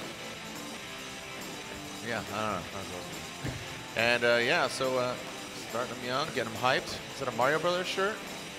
Speaking of hyped. Yeah, Masayama. He had, what did he have? 80, Masayama had an 89. 89, there's Masayama. Meet the fans, wrapping out. Got that Buy Now Japan Sylvia S15. Kids are hyped. Really reaching for that JDM coolness with that Nico Circuit shirt on. That's right. Low-hanging fruit. Yeah, all the J style. Yep. Very cool. Soft-spoken young man, how we doing? Smile, you're on the screen. Kiss cam, go for it. Lay it on him. No kiss cam? Do you want to? Come you want to on. kiss? No? First date? Keep it awkward? No? Okay. Oh, okay. Yep, She's it's you. Hey, there we go. That's fine. Easy. Okay, relax. Okay, go off. Family show. Yeah, family show. Relax. Whew. Okay. Oh, now you're blushing. You're all shy. That's cute. That was Thanks for adorable. playing along. Yep. I love you. I love you, Jake Ryan. All right, and what just transpired? If you're just tuning in, Ryan, what happened, bud? Jonathan Cashhurst had a slow roll to initiation, was rolling around outside zone number 1, when all of a sudden there was no power to go into the rear wheels. The car gripped up, front left, right into that wall, broke a coilover in half, spilled oil all over the track. So they had to flatbed that car off, clean up the oil, and that was what our little break was for. And now you can see here our qualifying leaderboard. Taking a look, you can see Kazuya Taguchi, a 93, Denofa, Forsberg Field, and Hughes. So some great scores, very competitive. And here is the back half of it as we've gone through 18 drivers in total. So again, mathematically, I believe we're at the halfway point. You can see all the incompletes: Bakshi, Stuckey, Burkett, excuse me, and Hurst. So again, we take the not so great 8. Here's what happened, unfortunately for Jonathan Hurst. Hopefully he can get his car back together, you know, straighten it out, throw another coil over, and get back at it like a track addict. Yeah, you can see the smoke line stop on the back wheels. You can see his hand unwinding the wheel as quickly as he could, and then he does make contact with the wall, front left, pretty hard, enough to break that coil over completely in half. Mike Power in the box. Here we go. Power, the Power Racing, great looking S15 from Port Jeff Station, New York. Got some power, baby. Turn it up. Oh, boy. Looped it. That could have been way worse. Great save. Wow, but unfortunately, another incomplete, man. Oh, so gutted. So, again, we got all these incompletes, stacking them up. So 3, 4, 5. Oh, and you get, I can imagine just a little frustration there for Power. But also some relief that nothing bad happened, because that could have been that is a glass really half bad. full attitude. It I is, appreciate that about you. Absolutely. Yep. So you can see that as he tried to get the car to angle, it didn't look like it wanted to rotate. So maybe got on the throttle more aggressively, maybe a clutch kick there, and then it snapped to angle, and luckily caught it, kept the car rotating inwards as opposed to going out towards the wall. So he managed to stay off of that wall, no contact whatsoever. So he's completely safe in that sense. But like you said, he does get an incomplete, so that'll be a 0 for that score, which means he will have another opportunity to put a score down on the, what do you call it, Jared? The lower, it's the, darn it. What are you talking about here? I'm sorry. I was conversing with officials. The second chance qualifier. Kiss cam with the dog. Totes and doors. Oh, okay. Oh, yeah. She went. Yeah, got him. Woo, my man. Okay, come on. I assume that's your lady. Be nice. Say you're sorry. Say. Hey, there we go. Some redemption there, bro. Otherwise, you would have been sleeping with the dog, you know what I'm saying? Here we go. Let's take a look at this again here. Mike Power. Whoa. Yeah, so you can see the car not really wanting to rotate there. It sort of stayed straight after he had tried to initiate, and then he threw more at it. Yeah. He did get the angle, but unfortunately too much of that angle, and he wasn't able to maintain it around outside zone 1. The car over-rotated. And he did keep it off the wall, like we said, so that's great for him. But he will have to come out and perform again on the not-so-great 8 there. That's what you call it. Not so great. That's I was like, lower? What are you talking about? Lower-tiered vibes? It's fine. It's all right. It's fine. Everything's fine. Knockout qualifying. Lovingly and affectionately call it the not-so-great 8, where they re-rack them and stack them and track them. So majority of the drivers will all have one run and done to get into our top 32 for the essence of Formula Drift head-to-head competition.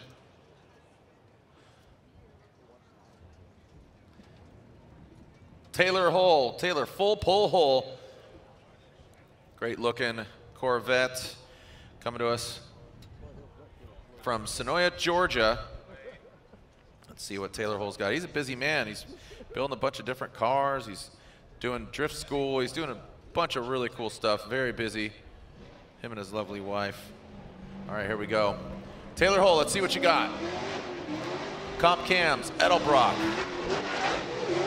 TireStacks.com initiates into that into the big bank, excuse me. Sticking it right to the wall. Look at that settle. We saw this earlier with a lot of the vehicles. And Taylor Hull comes now into that power alley. Transitions now into the third outside zone. Really well done there. And now into that final outside zone. Yes, brings it on in. Again, that Wild Willys. Live free, stay wild. Talking about some beard products. His beard's looking really flowy right now, and so is his line. Really well done there by Taylor Hull. Yeah, really great line through outside zone 1. The car looked settled, like you said, and he was up high on the wall. Good job there, getting the bumper close. So at initiation there, maybe a bit of a slow roll to initiation, but then look at his line. Really tight to the wall, maybe a foot, a couple of feet in some areas. Of course, that wall is not perfectly round, but did a great job of getting around there smoothly, coming outside zone number 2 and then 3. I think he had a handbrake pull or 2 in there. Kind of hard to tell from this view, but something that, as the style judge, I will have to catch. And I did see 1 or 2 in that area, so maybe a slight deduction there, maybe a tire off as he came across the finish line. But let's look at this from the ground view. So there was a handbrake pull there, another one there. And as he transitions here, a long handbrake to outside zone number 3. So that'll be a deduction there for him in that area. And then we'll get back on throttle through outside zone 4. And I think he crossed it pretty well. Maybe a tire just like right at the finish line, but those fries, those look really good. Yo, what are you cracking on? Nachos, bro? Got them nachos? Nachos. That's nacho cheese. That's my cheese. That's what's cracking. This guy's vibing right now. Are we doing kiss cam there too? Just a nice nacho cheese kiss cam going for it. So, back to it. She was worried. Hey, lay it on me. She felt so. Yeah, she's like, don't do it, don't do it. Nacho cheese, come on. Oh, there we go. 87, and 87 for Taylor Holt. Doesn't kiss the wall, but does get a great score at 87 for Taylor Holt.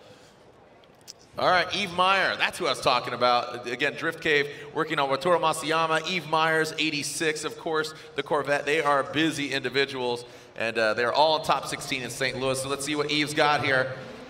This 86 Toyota Gazoo Racing from Switzerland.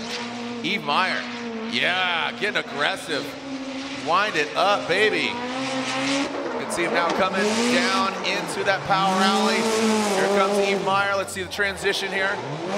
Very fluid. Looks like the car is absolutely dialed. About the second hash. Could have got closer to that inside clip. And then all the way across the finish. I like that. That was aggressive. That was a nice run from Yves. It's probably, yeah, one of the nicer runs we've seen from him today. You know, through qualifying, we were paying attention, practice. Not that he looked bad, but he looked super comfortable here. He looked very confident. Yeah. He was on throttle. You could hear him coming around outside zone 1. Actually, the car was revving more the longer he went through the zone. So you could tell that he was on that wall right there.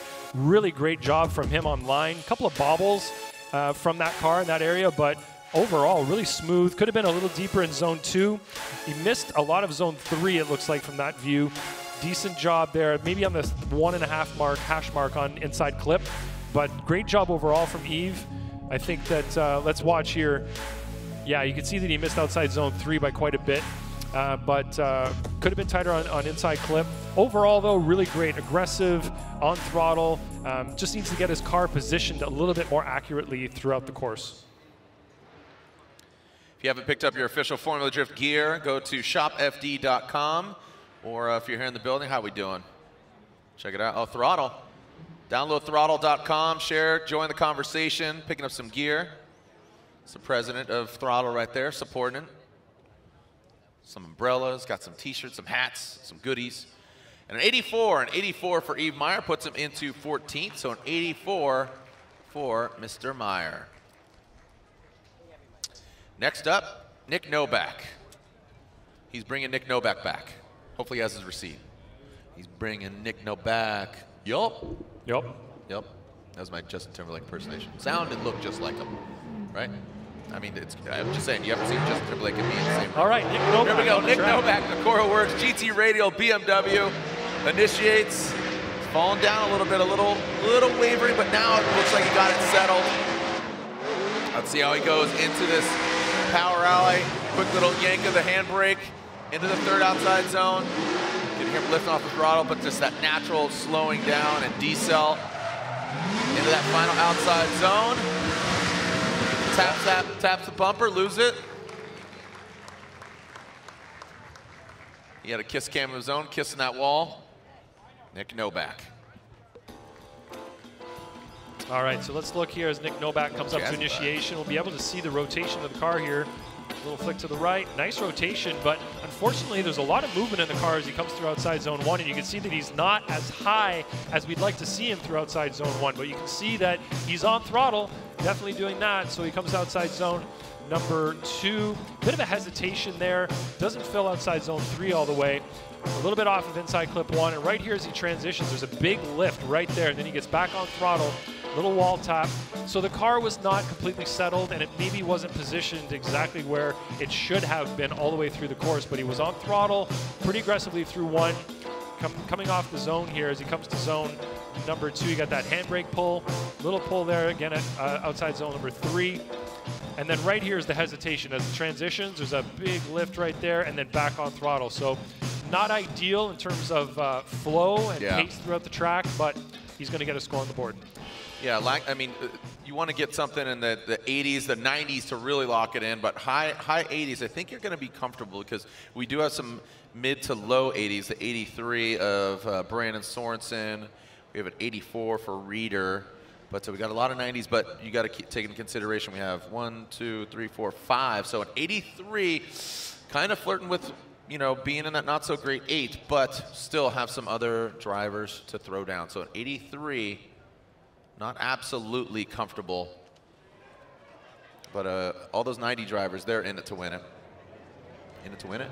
Are you in it to win it? In it Allegedly. to judge the winner. Allegedly. Yeah. Jeff Jones, here we go. Jeff Jones. Evil AutoWorks Prisma Labs Nissan 370Z from Sun Valley, California. Got the Ninja Turtle riding shotgun. Hero and a half shell. Jeff Jones power through that big bank. Party dude coming now into the second outside zone. Big angle from Jones into the third. See if he can tighten it up, put a bow on it, baby. Nice job by Jones, snappy into that last outside zone, flirting with that wall. I think he was getting a little nervous there, you know. Just like with that transition, he saw, okay, he saw Dan go into it. But he got through. That was great. It was a great run from Jones.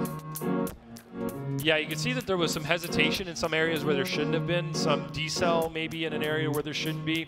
But outside zone 1, on throttle, pretty aggressive through this first banked area. You can see that he tried to back the car up right there. He got a couple of handbrake pulls where there shouldn't be handbrake pulls. But overall, he got through the course mostly in the right area. Just made some little decels and some little corrections in some areas that we would prefer not to see them. So right here you can see some left foot brake. So let's watch brake light and handbrake as he comes to outside zone number 2. So right here you're going to have handbrake pull, brake again, coming through here as well. Gets back on throttle, but I think there was a couple of hesitations there, especially right there. So yeah, some deductions there from Jeff, but he'll get a score on the board. All right, following Greg Bussell there and his lady. How we doing, Greg? Yep, always watching you, Wazowski. Always watching. How we doing? Yep, just always watching you, bro. 86 and 86 for Jeff Jones puts him into lucky number 13. So, like I said, the high 80s, you're going to be more confident because, like I said, we have 1, 2, 3, 4, 5 incomplete. So those low 80s, you're flirting with it. So the 83 of Sorensen, 83 of Novak, the 84 of Yves Meyer. So yeah, so you can see there the score difference. So 3 points of difference between Novak and Jones. I gave the same style score, 24 for each driver. Of course, the breakdown is different, but it just goes to show how even though I gave the same score for both drivers, their scores are going to differ. Each individual criteria can be so different from driver to driver. But sometimes, even with completely different inputs from different judges, you end up with the same score. And it's sometimes hard to really differentiate, like why one driver got a 90 and the other got a 90 with errors in different areas. But that's where the math comes into play. The accumulation of all the different scores, different areas, like you said, sectors are broken down into 5 here, 5 there. I mean, there's 10 points on that on the big bang that Dean Carnage Carney's going to initiate into that HyperNFT.io, bringing the metaverse and the supercars, the hypercars into the metaverse. Nice job there by Dean Carnage Carney coming now into that second outside zone. Woo, using all the course into that third outside zone. You see him kind of check up there on the transition into that inside clip. Absolutely roasting the tires. Always a great looking car. And just always a fun loving dude. Dean Carnage Carney putting it down for his town. And his town being that of Ireland. Ireland. What's that? I thought it was Waterford, Ireland. It is Waterford. Oh, I was right. Yep. All right, Dean gets the car to angle there at initiation pretty nicely. Coming through outside zone 1, he's not far from the wall. It looks pretty solid through there. You can see he's on throttle, putting the car almost all the way up against that wall, coming to outside zone number 2. Decent line through there, but then he, I think, was going too fast through the outside zone 2 area. We'd like the drivers to slow down a bit at the end of zone 1, and it looks like he sped through the infield. And because he came up through zone 2 a little bit too fast, as he transitioned the car, he had to slow down too much and lost momentum in the wrong spot. Wasn't able to get out to outside zone 3, unfortunately. So he is going to get a pretty solid deduction on the line through that area. And I'm sure he was behind the wheel knowing that that happened. Yeah. And I can't do an Irish accent very well, but oh darn, something like that behind the wheel. Maybe something a little more, oh darn, a little stronger than that, I would potentially. say, yeah, knowing Dean a little more. A little stronger than that, but definitely knew what happened right there. Hey, how we doing? Got Toyota fans here in the building. Oh, sharing a sandwich. Just kicking it, sharing sandwiches. Peanut butter jelly, we got little cheese and ham. Is that what we're dealing with? Nice. Nice.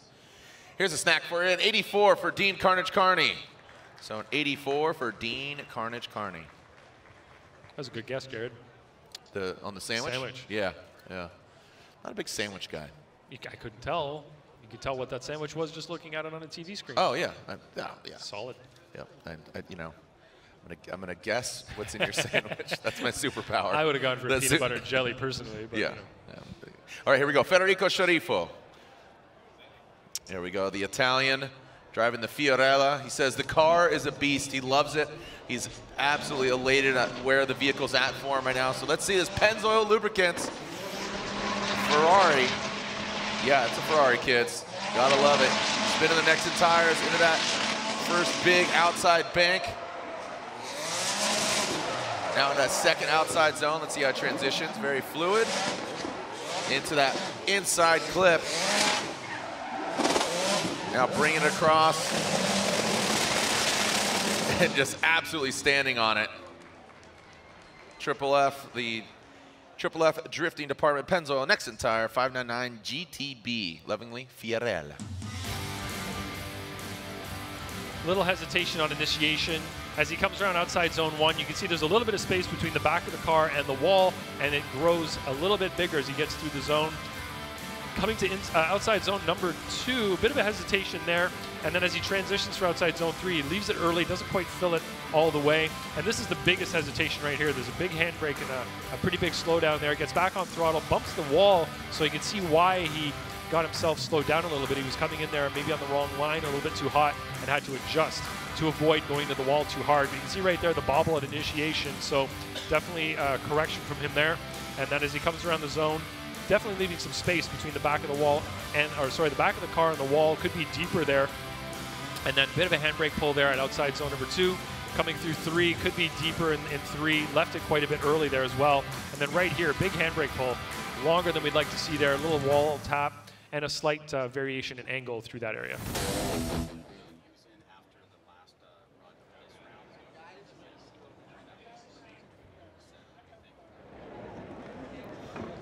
Okay, and you can see Fiorella and Federico with a 77. So that's going to be down there. He needs some people to make some mistakes or get, incompletes.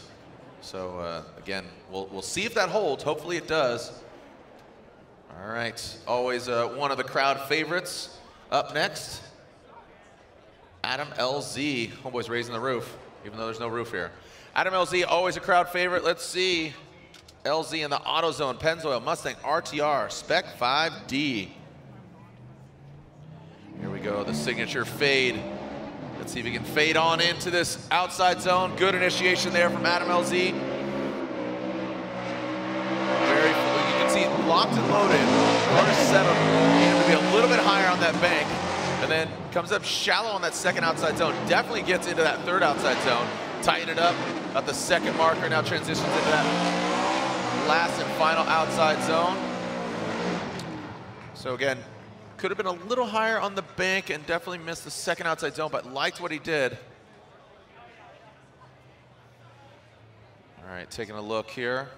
Yeah, so you see here the sector map. So that first sector is actually going to be broken up into 2 sectors. So that big purple outside zone 1, that's sector 1 and 2 in there. So 7 points for the first half, 7 points for the second half. And then you've got another 7 and 7 in the infield. And then inside clip number 1 and outside zone 4 are both worth 6. So that gives you your total of 40 online. So let's look at what Adam LZ did here on his lap. So great initiation, like you said, Jared, got the car to angle really nicely. Didn't quite get all the way out to that wall. You can see quite a bit of distance between the left rear of his car and the wall. As he comes here into the infield, completely misses outside zone number 2. Gets into zone 3, leaves it slightly early, about at the first hash mark on inside clip number 1, and then barely gets his tire into the box at outside zone 4. So leaving some points on the board here in terms of line. Angle looks pretty solid for the most part throughout the course. You can see the big rotation there, but it's just his line that's really lacking. And in terms of style, you know, the technique maybe isn't there, so the X Factor side of things. Adam LZ makes his way back to the RTR Funhaver Tour party area. See him going all the way back there. He's going to be around. And there it is, 77, so another 77. You can see the style 24. So we'll see how that compares. All right, let's take a look at the K&N leaderboard.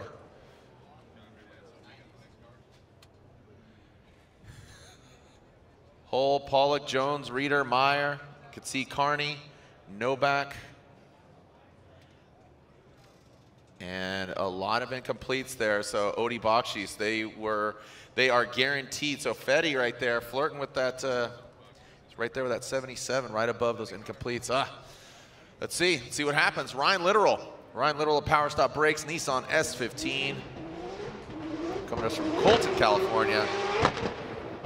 The 909 into that outside zone. RB powered S15 now come on in. Quick little correction, but massaging into that second outside zone, into the third, and that signature RB sound in that final outside zone. Hits it and quits it, brings it across the finish line. All right, Jared, I want to see that initiation again. It felt like, initially, it looked like it was a slow roll to initiation to angle. It wasn't really the snap that we'd like to see. Yeah, you can see there, sort of a stepped initiation. It's not as fast, not as snappy, not as accurate. It was that step. And then going through outside zone 1, off the wall by quite a big margin. There's a correction in angle right there as he goes to outside zone number 2. Leaves outside zone 3 early, doesn't get all the way wide there either. And then as he transitions here for outside zone 4, gets himself in the box nicely, close to the wall, and does a good job near the finish there. But I think the major points that will be lost online will be through outside zone 1. And then on angle, of course, you're going to have right there. That'll be an issue for the style as well. And yeah, definitely some issues through this run. All right, Ryan Littoral does complete.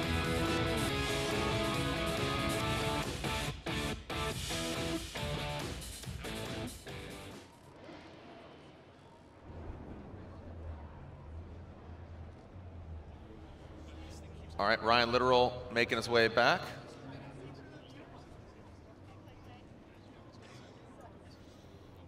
You can see Littoral making it back. And there's a 78 for Ryan Littoral. So that's a 6, 7, yeah, again, 5 incompletes. We got 77s.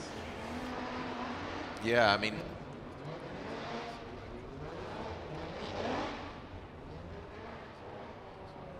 and here's an 88, so a 78 compared to an 88. Taking a look at Ryan Turk's Rain-X Toyota GR Corolla, and you can just spot the difference out of the gate, the fluidity high on the bank. Yeah. Overall, walk us through it there, Lantain. Really not a lot of space between the back of the car and the wall on outside zone 1. Same thing goes for outside zone 3.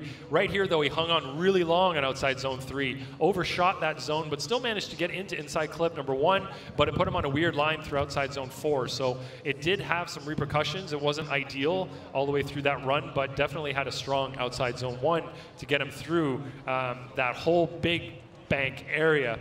It is hard to make a big impression here, But you do have that outside zone one area. If you get the bumper right up on the wall all the way around, that can have a big impact overall. So I'd say that's a great way to start your run. Get the car snapped to angle at initiation nicely, and then run that whole wall as high as you can. Sorry to cut you off there. Exciting sounding vehicle. This Aston Martin, absolutely beautiful vehicle representing New Zealand. Darren Kelly. I know he messaged me saying he's having some clutch issues, but he's still going to send it, as he said. So Darren Kelly, the heart of racing, Aston Martin. Great sounding vehicle.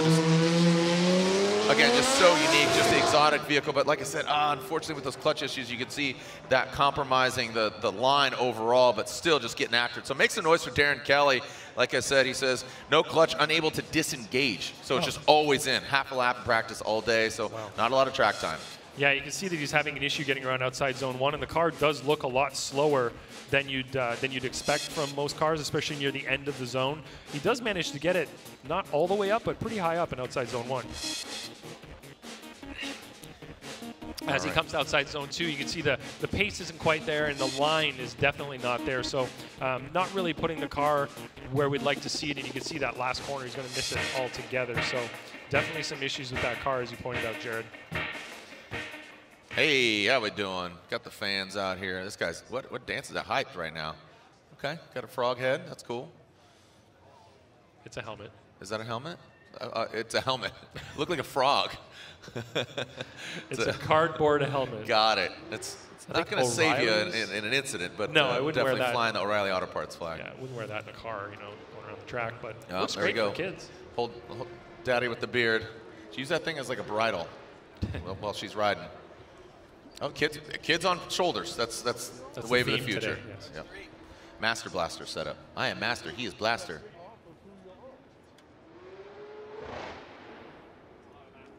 All right, so a few deductions here, and unfortunately Darren Kelly with that 68. Some people are counting their blessings as far as that low score, but Darren not one of them. Again, position 23. All right, here we go. Alec Robbins. Alec Robbins, the Facetto Nissan Z. Nissan 350Z coming us from Becker, Minnesota. Here comes Alec Robbins.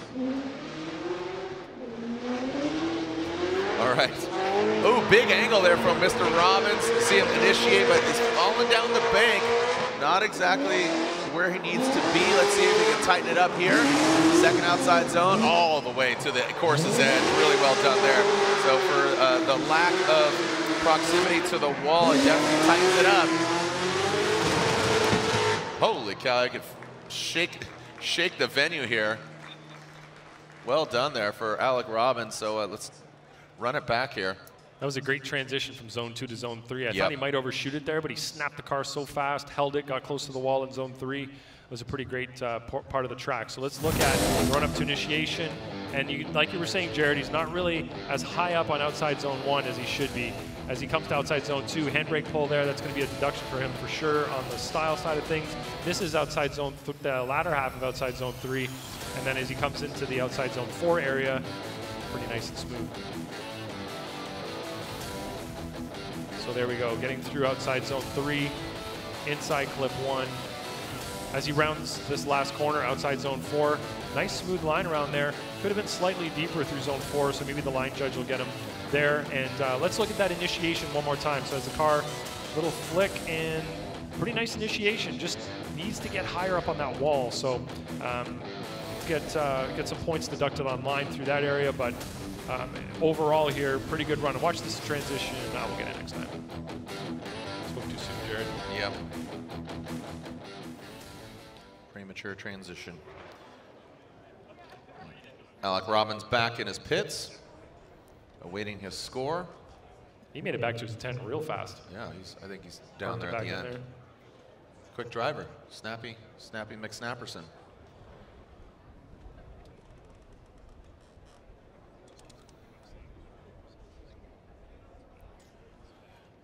Robbins awaiting his score. Just a few more drivers left. Like I said, should have 36, and Robbins with an 83. An 83 for Robbins. So, like we were saying, you know, he didn't have the exact perfect line up on the bank. Quite low, but he made up for it in spades. in the remainder of the track. All right, here we go. Simon Olsen. Simon Olsen coming to us from Norway. Boost Race Fuel Toyota. That brand new Toyota Supra. Now he's running the 2J. You can see that front right locking up. Kind of some wavering there. Now comes down. Let's see how he handles that second outside zone. Really well done. Now into the final and lone inside clip, and Simon Olsen comes on through that final outside zone. This thing breaking sound barriers. You can hear it just ripping through on that first outside big bank. Ryan, I see you kind of awaiting here patiently. Yeah, I was, you know, I'm thinking about the run, but he didn't look super confident during his run. His initiation wasn't very snappy. You can see a lot of corrections through outside zone 1 there, a lot of left foot braking, try to keep the car at angle. Maybe the car is not quite set up in the easiest manner to drive, but there were a lot of handbrake pulls.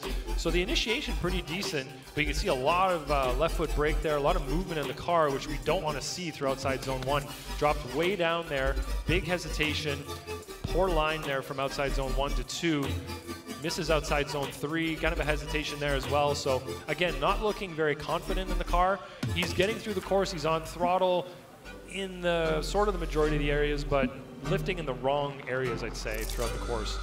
Looking for more confidence, more comfort behind the wheel there, and more precise placement from Simon Olsen.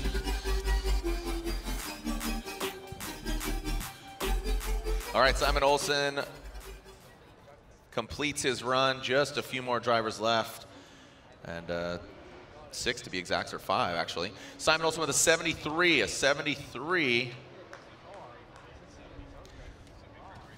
All right, so yeah, again. Yep, 6 more drivers here. 6 more drivers, so 36 total, because Josh Reynolds is not here. So 6 more drivers left, and we will again have 8 of the 36 will have their second qualifying run to fill in those final spots. Yes, sir. Yep. All right, João Barrion from Brazil. João, the Barbarious Drift Corvette. Let's see what we got. Brazilian driver, Sheriff. Look at that thing, absolutely on it. Fully torqued, nice job there. João Barrion, whoa, man, throws some more angle at it. Slingshots into the power alley. This thing is making all sorts of crazy noises. Big angle from him, oh my gosh. That's the most smoke we've seen from any car today, holy cow. João Barrion waking up not only the neighborhood, the whole state of Washington. Stomp your feet, evergreen. I think he probably dented the floorboard with his foot on the throttle. Cow. Pushed it through the floorboard a bit. He just zip-tied the gas pedal down. That was aggressive. Oh, zero chill, João Barrion. Yeah, he's going for blood today.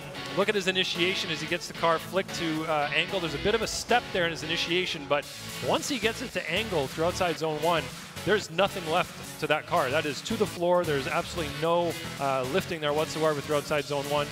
Gets through outside zone 2, outside zone 3, leaves it a little bit early, but then gets on the throttle. Big angle right there, kind of stalls up a little bit, but on throttle. Little lift, mashes it again. That's very aggressive. Yeah. Definitely putting an exclamation point on his run. Pretty precise for the most part. A couple of little areas where he could place the car a little bit better, but overall, look at that angle through there. Transitions the car. Bit of a lift, but I mean, you got to get the car settled through there after using that much throttle. Definitely sounded amazing.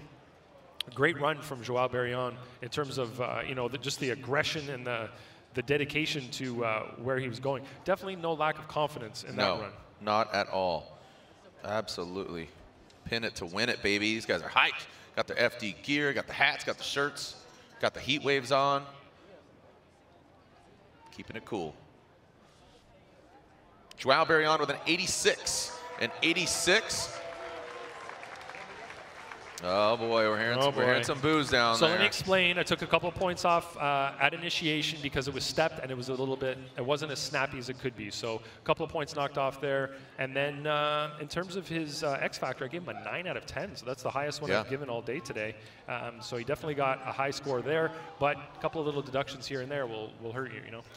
Smoke's not a judge criteria, you know, Right. and loudness is not a judge criteria. It looked Line great, angle though. and style. Here we go. Let's talk about Ola Jaeger. Here we go, the Japan Auto. Again, another beautiful Mark IV Supra. Had a heck of a time getting that car from Norway over to here, and now he's feeling more comfortable, getting more dialed. A very unique track here in Seattle for him, but we know he's got it in him. Ola Jaeger now into that inside clip. You got to think now, look into the sun too. That sun is setting. It's right in their eyes going to the inside clip. And then towards the outside zone 4, which is a Right. wall. So yeah, it's a tricky spot for sure. Yeah, you could see that sun setting, and I don't want to go against Joao Barrion if he's leading with all that smoke. Where'd he go? Where'd he go? So a little stepped initiation from Ula right here. You can see that he didn't really get the angle for maybe a quarter of that zone. And then right there, you can see a little bit lower angled as well. Some movement in the car, not really as high as we'd like to see. Missed outside zone number 2 and number 3. And then his line here, he was a little bit early on the inside clip, so it sent him off a little bit. And then through outside zone 4, could have been a little bit deeper there as well. So going to lose some line points for sure throughout this run. And but he's on. He's putting the car not as precisely as we'd like to see, right? We'd like to see him really pushing out wide to the outside edge of the track in every area, but playing it safe here in a couple of areas is Ula Jaeger. All right, Jaeger. Thank you guys for skipping work or skipping school, but guess what? You don't have a job anymore. Oh, hey, Kiss Cam, like going straight live. That was just rando. All right. Homeboy's dancing it up still. He's getting after it. Pitter patter, let's get out of here. Here we go, 70. So unfortunately for Jaeger, that puts him in a precarious position with just a few more drivers left. Castro, Mohan, Love, and Beecham. Next up, Jonathan Castro, brand new built vehicle for him. He's had a bit of bad luck this year, but he's liking the car, just getting more and more dialed. Definitely a great looking car. Would love for the Dominican driver from Santo Domingo. Ichiro Metodam, Mobile 1 Toyota GR86. Into that first big bank outside zone. Nice job from him. See what Castro's got. Into that second outside zone. And now into the third. Right on that inside clip. Well done. Now brings it across and into that last outside zone. Pow. Yeah, Japow. Jonathan Castro, make him say, whoa. Couple more drivers left, only 3 to be exact. Let's take a look at Castro's run once again. There we go, Ryan. Yeah, decent initiation from Jonathan Castro. As he gets through outside zone 1, you can see the car is settled. It's barely moving at all on the rotational axis. It looks settled and confident. Not quite as deep in outside zone number 2 as we'd like, or zone 3. Tight on inside clip number 1. Nice little rotation there for outside zone 4. And goes low angle over the finish line, but does stay at angle over the finish line. So the angle judge might have something to say about that last little section there through outside zone 4 over the finish line. So let's look at it from this angle. Now all we see is smoke. So we'll have to deal with what we saw from the other viewpoints, but Jonathan Castro with a pretty smooth run. Yeah, I got a text from Dean Carney. He says, man, he got blinded by the sun. Absolutely got blinded, leaving outer zone 2. So, or leaving outer zone 3, excuse me. So that sun playing a factor. Look at that. Yeah. Yeah. Blinded by the light. And you're basically throwing your car straight at a Yeah. wall, hoping that the arc will take you close to the wall but not touch it. 82, an 82 for Castro. He's going to be in the show tomorrow. Attaboy, Jonathan Castro. 3 more drivers left, Mohan, Love, and Trenton Beecham. And here comes Kyle the Menace Mohan from Long Beach, Strong Beach, putting it down. Let's see what Mohan's got. KMR, Renewable Lubricants, Mazda Tricks, Mazda RX-8. Wow. The lone rotary, aggressive on initiation. Has to take a little out of it. You can see him massaging it, working his way like a masseuse. Up, gets closer to the wall, some shimming, some shaking. And then into that third outside zone. Saw him kind of a big lift there into that inside clip. Got to talk about that aggressive driving. And then into that last outside zone. That was a very snappy initiation from Kyle Mohan. Like you said, I think he had to take a little angle out after, but great initiation. So let's watch here as he flicks the car. Wow, that was really nice. A little bit of a deduction in angle shortly after, but you can see that he's getting that car massaged up high on the wall. Right there, slows down, gets the car settled, back on throttle through outside zone number 2. A little bit late transition there going to outside zone number 3. Misses slightly the beginning of that zone, gets by inside clip, and then right there you can see that that sun was probably having an effect on him, but gets the arc pretty nice through outside zone 4.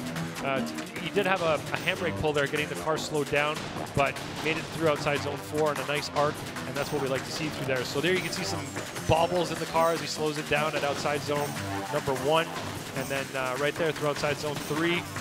So a couple of little corrections from Kyle, a couple of handbrake pulls like you see right there, but overall, pretty smooth run from Kyle. Let's see where Mohan lands. Making his way through the pit, through the paddock.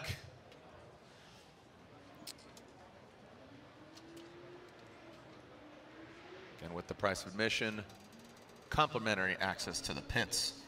We had our autograph session earlier. There's a lot of parties going down tomorrow just during the event, halftime. So an 80, an 8-0, so that'll lock him in. Because we have definitely some lower scores than that, including those incompletes. As we take a look, Kazuya Taguchi, could he go back-to-back #1 qualifiers? Absolutely awesome. Denofa challenged him there, Forsberg, Field, and Hughes. And yeah, look, talking about the championship there, Field, Freddie, Forsberg, Turk, they're all up there. And there are points for qualifying, 3, 2, 1. For 1, 2, 3. Yeah, for 1, 2, 3. So and it's might be 3 points, might be 2 points, it might be 1 point. And the championship literally has come down to singular points. So it is crucial to get those qualifying points. All right, new sponsor for Josh Love, this Jasper Keys clothing, pretty cool stuff. So if you want to take a look, check out Joshua Love on IG and check out Jasper Keys. The Big Duck Club driver, the Big Angle Club right now. Good job there by Josh Love. Put a little love in your heart. Nice job. Let's see how he goes into the power rally. Dips that back left and that back end of the BMW into that inside clip. Here comes Josh Love. Coming on home, baby. Fire on the mountain. Attaboy. By Josh Love. Big deadhead. I don't know if you knew that. Didn't know that. Yeah. So let's look at his initiation. Not a huge initiation there. Could have been a little bit better, but at least it was accurate. He didn't have any adjustments, but you can see online he was mid to high line there and then drops off a little bit at the end of zone 1. Gets his tire barely in the box in zone 2. Same thing in zone 3, comes around the inside clip. Nice and tight there. Transitions the car for zone 4 and gets around there pretty smoothly. So let's watch it from kind of a ground level again as he comes to outside zone number 2. Big handbrake pull there. Comes to outside zone number 3, pretty smooth around that. Get to inside clip number 1 pretty smoothly as well. And then you can see pretty decent over the finish line. I would say that his angle wasn't as high as we'd like to see throughout the course, though. That's one thing that will be lacking, points-wise for the angle judge. All right. One more driver after Josh Love, and that is Trenton Beecham with the LS-powered Ford Mustang. Yeah, that's right. I said got a bow tie heartbeat underneath the hood of the Ford Mustang. And there it is, 79, so finds himself in the show, a 79 for Josh Love. One more driver. And I have a special guest up here in between the first runs and the other 8 drivers. Dylan Hughes is going to join me up here. We're going to talk about all his activations. He's been a busy boy, a very busy boy, even prior to coming here, he's been having a lot of fun. So wrap out with him in just a moment. Oh, look at the baby. Look at the baby. I want to see the baby. There's the baby. That guy just won, bro. That guy, my man with the Falcon tire. It's pouring it. No yawning. No yawning. No. What are we, boring you? Are you not entertained? Hey, there we go. Oh, doing a little wave. Wave on wave. Yo, dog, I heard you like waves. Throwing shakas, hanging loose. These guys are hanging loose out on track. Oh, man. Our final driver, Trenton Beecham, he calls the competition timeout. Competition timeout, the NGK competition timeout. You're allotted one and only one. It's a 5-minute allotment where you get hands on the car, you can work on it, get it up and running, and Beecham calling it, utilize it. And you only get one through the entirety of the weekend. So ideally, you'd save for tomorrow on game day, head-to-head or something like that. But Trenton Beecham looks like he's utilizing it. So looks like they're buttoning up that rear hatch. All right.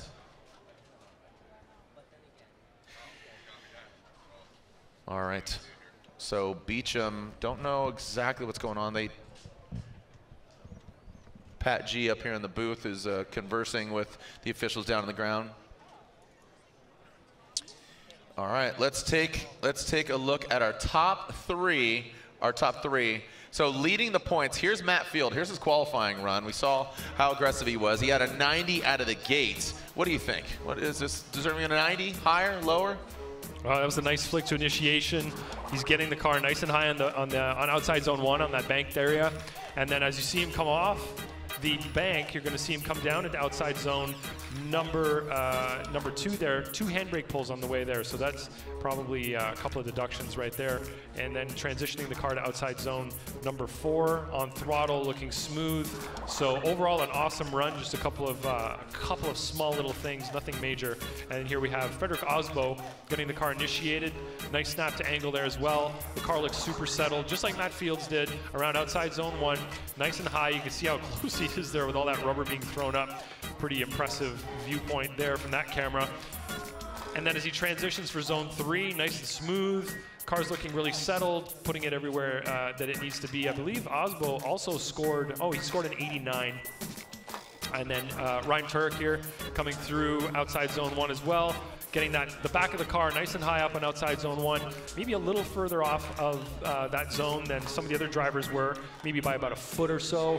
Nothing too major, but when you're dealing with this level, that's where the inches come into play. Right there, he hangs on outside zone 3 a little bit too long, puts him on a bit of an awkward line through inside clip 1 to outside zone 4. And that gives you some of your top qualifiers so far. And then, of course, we have our current standings here as well, Jared. Yep, Matt Field currently leads the pack. Frederick Osbo, you can see just behind him. Ryan Turek, Chris Forsberg, and Dylan Hughes. Speaking of Dylan Hughes, paging Dylan Hughes. Please make your way to the judges' booth. I want to wrap out with you.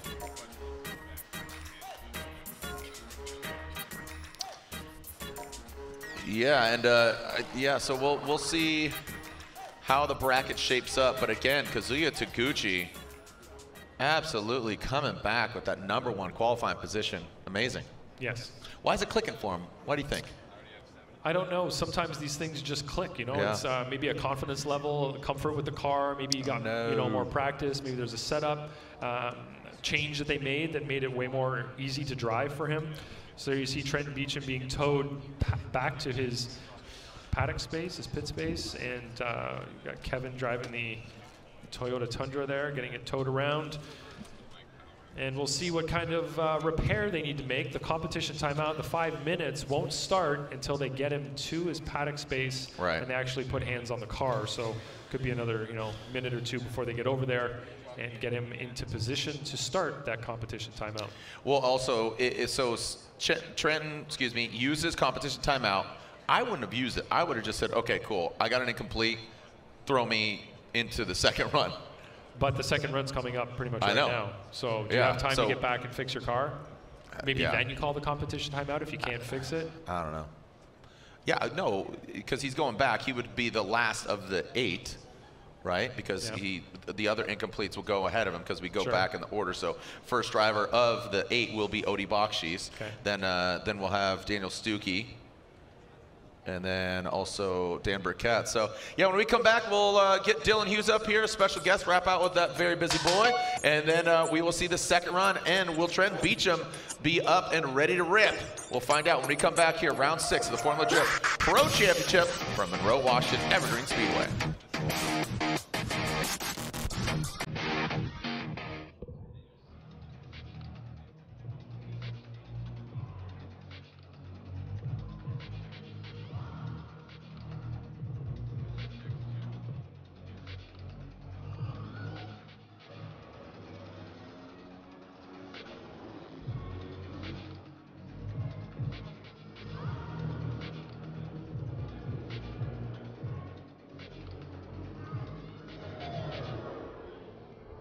For those who don't settle when others do, who will give everything but won't give up. For those who believe in unlimited, while others limit themselves. For those who are set free by performance and believe innovation can take you anywhere. The first time you try Pedal Commander, you'll feel... Oh,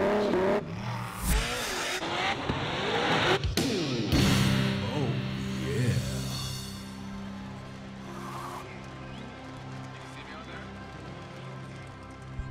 Hey, did you see that one? Rockstar Energy Drink. Listen, Matt Walton, the twin turbo PWC. Tanner Fast going through the paces. Solid line here. Great angle. Woo! Good initiation from Dye. Did you see that main flick entry? Just gangster right there. Job right there by Osmo, but look at Oni Bocci's diving right in on the attack and positioning out. Ryan Turf really needs to show up. He went off course. Tightens it up to the front flip. As is Freddie. The Norwegian hammer gets sweated by the note. And then he just keeps on going past. And Frederick Osmo fills all that outside zone. Michael Messer right there. Look at him roll tide. Here we go. Final outside zone line. Pretty straightforward. Outside zone. Frederick Osmo right there. And now bring around that final flip.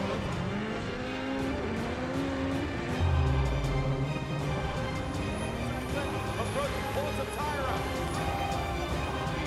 So qualifying, playing a role here in Long. I literally kept it as generic as possible, Justin. He's driving.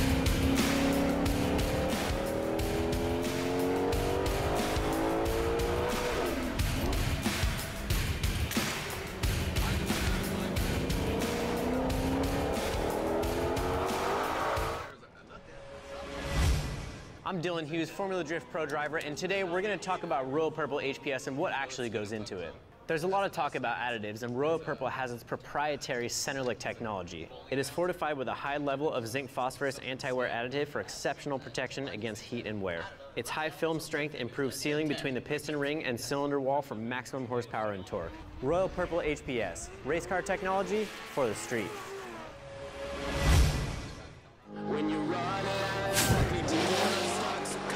What's up guys, I'm Adam LZ, and this is my Mustang RTR Spec 5 FD.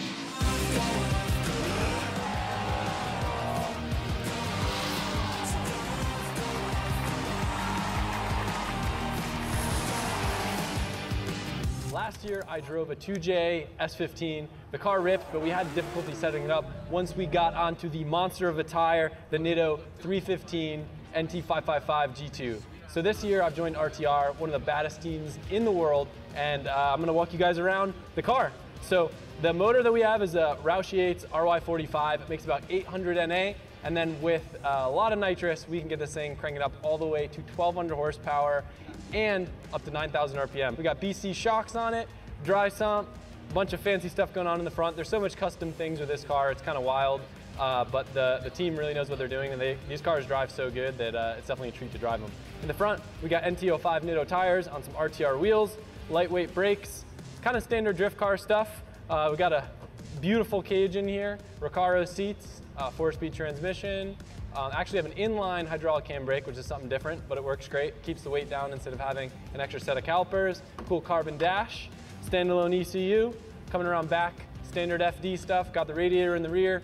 Fuel cell, cars run on VP fuel.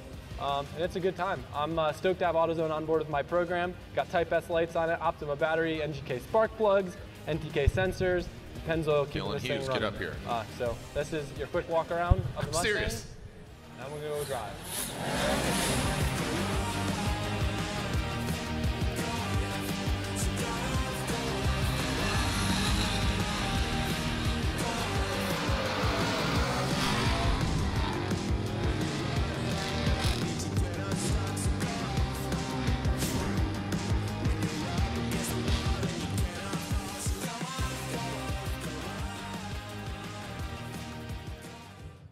Formula Drift is brought to you by BC Racing, the official suspension of Formula Drift.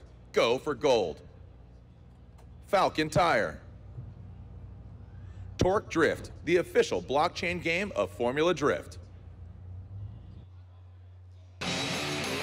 Welcome back, and finding out what's going on with Trenton Beecham. Don't know if he's going to make his competition timeout. We thought it was going to be a quick one. And getting prepped, so get on in here, kiddo.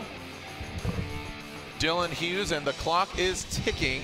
Unfortunately, Trenton Beecham is out, but he could make that second run.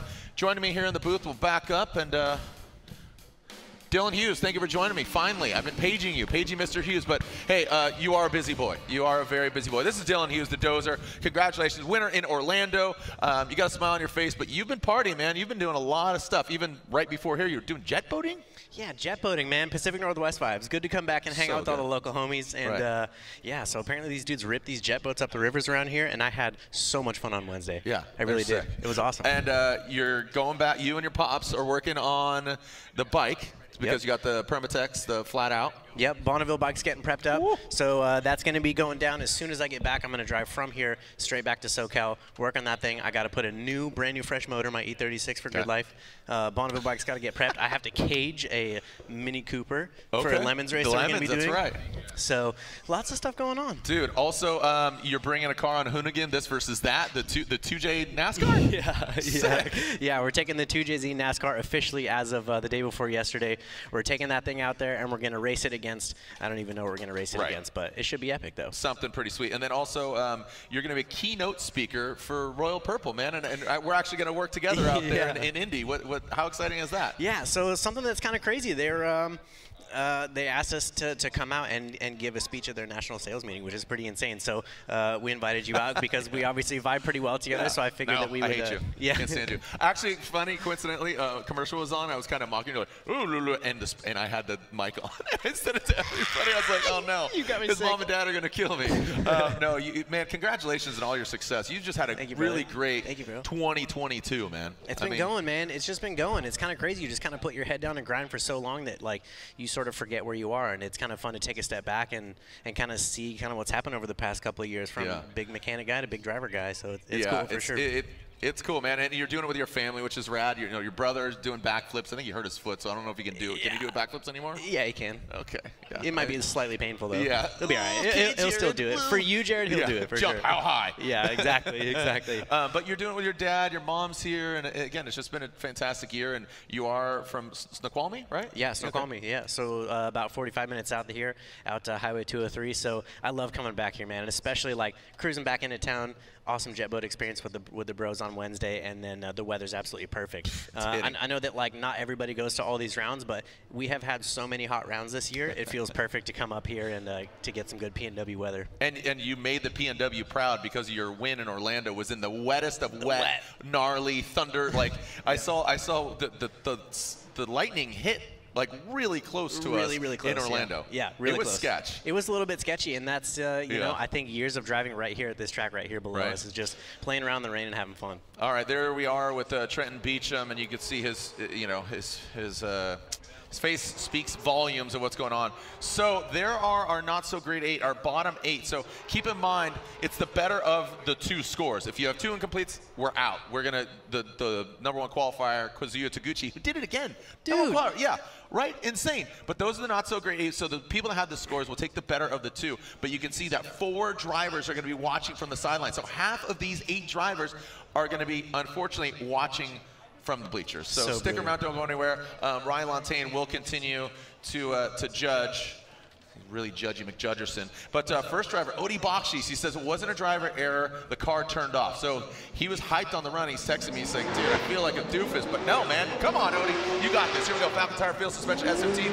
This is do or die. Is it gonna be one of the 4 that advances off right now? All signs are saying yes. Again, a very competitive driver. Sits 7th in points coming to this round. Into that second outside zone through the power, early the third outside zone, now into that inside clip. And look at that, staring right into the sun. And coming right, approaching that wall, make sure it doesn't shut down.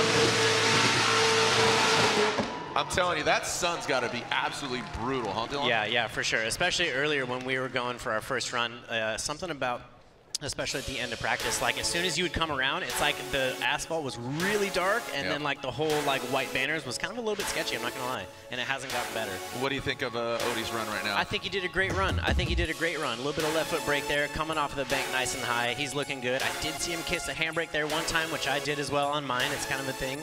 Working around on that zone, looking good. Inside clip, pretty dialed. Nice quick transfer, and finishing it out, running that V8 off the limiter, looking good.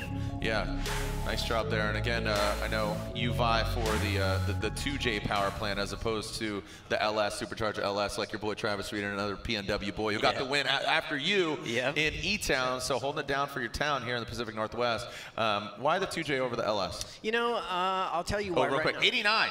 An 89, so an 89 for Odie, and again, that's obviously the better of the two, but he can't get any better than, do the math, what is that, 20 whatever? Do the math, what is that, 28. Can't do any better than 28th. So 28 through 32, those are the 4 spots. So the highest he can finish qualifying is 28, because it's the bottom. So, sorry, you were elaborating, 2J over LS. I'll tell you, I had several different variants of LS motors, LS2, LS3, Stroker, this, that, and I drove Rad Dan's practice Supra. Yeah. Literally on the street in front of his shop, and I was like, I'm done. Like, I'm literally done. It just reminded me of a 2-stroke dirt bike, and then once you feed a bunch of nitrous through those things to spool the turbo, it's epic. There we go. All right, so back at it. Like a track addict, this is Daniel Stuckey, the M-Spec Performance, S14.9 as he calls it, coming into that outside zone. Looking a lot more confident. He shut it down past the point of no return earlier at this run, on his first run. Now in a second, into that power alley, nice job. Into the third outside zone. Let's see what Stuckey's got. Stuck for Stuckey. And now in that flat outside zone, you can see, I don't know if they have, I mean, you saw that from Odie too. Do they have like a little hesitation reservation because they don't want to hit the wall? Or is that sun really playing a major role? Tough to tell, man. It's tough to tell. And let me tell you, this track, it looks one way from the outside, and it feels completely different in the car. I truly wish that we could all give ride-alongs because it's squirrely. Yeah, and it's grippy, man. Like I said, you know, some tracks, you got 400 grit sandpaper. This is like 50. Yeah, right. It's kind of gnarly. It's definitely wearing through the tires for sure, but that bank, man, you got no business going that fast, touching your back bumper of your car on that concrete wall. It's gnarly. And we talk about this bank here. It's not like perfectly round. It kind of clink, clink, clink, you know, it's kind of clunky. Yeah, definitely. And that's just all the fun of this track here at Evergreen Speedway. So yeah, Stuckey making it happen. But also, I believe, is that car still on a 255? I'm not sure. Yeah, it might be. I'm pretty sure that car's still on a 255, and he's been killing it this year with it. He's doing really good, and again, dude, Stuckey's 12th overall in points. I know, and literally he's been running a 255 tire all year. Wow.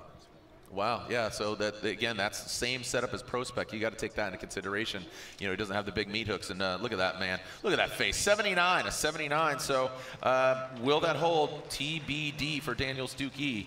So Dan Burkett, you talked about Dan and driving his practice Supra. Did you see Dan's hit? He hit the wall. I did. Did you go over there? How's it looking? No, I didn't see him yet. I know. Yeah. Well, it's running. That's good. We'll get her back together. That's all right. I mean, this is just qualifying. At the end of the day, this not to say it doesn't matter, but like what matters is tomorrow. You know what I mean? Yeah, but he's got to put down. Think about Travis Reeder. He had a not so great qualifying when he was in E-Town at New Jersey, and then came back and won the event. So like, you know what? Like, yes. Maybe qualifying low isn't what you want to do, but you're not out yet. Get into the show. Here we go. All right, so 68 is the cutoff here. So you need above 68 as Rad Dan throws it in. A nice job there. So far, a little squirrely Dan here. But Squirrely Dan brings it into that third outside zone, tightens it up, puts a bow on it. Second hash on that inside clip. Very fluid on that last portion, and kind of breathing a sigh of relief, but again, 68 is that cutoff. He needs to get above that Yeah, that sun looks gnarly, man, especially coming on that inside clip. It just looks like everybody's kind of like, oh, God, what do I do? But looking good from Rad Dan, man. He's killing it. I love the look of that car. He's always shredding. Renee and Dan are awesome, awesome people, so let's get her done. Yeah, Renee Burkett, Dan's wife. He's actually from here up in Pacific North. I mean, he's lived down in Southern California forever. Yep, Rad Dan's a Paulsville guy, yeah, so Washington guy. And that's when me and Dan, like, as soon as we both found out we're both from Washington, we instantly connected, and that's kind of where our friendship, yeah, exactly. That's where our friendship really started. Activities. Why would you let us do that?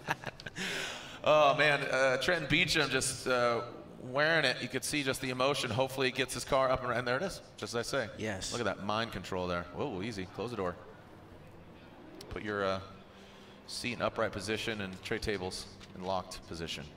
All right, next up, as we wait for Dan Burkett's score, this should be Jonathan Hurst, which he's running, which is good. 84 and 84, so that's promising. Nice. That's promising. Nice.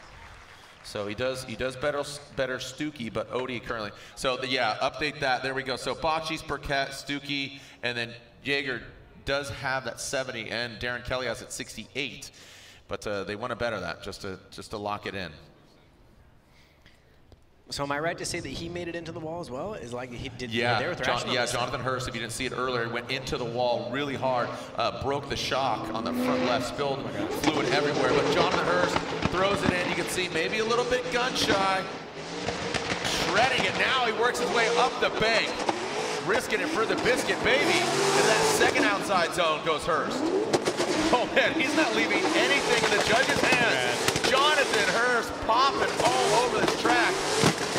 The pride of Paducah, yo, make some noise. So rad. If you didn't make enough noise, make some noise for him now.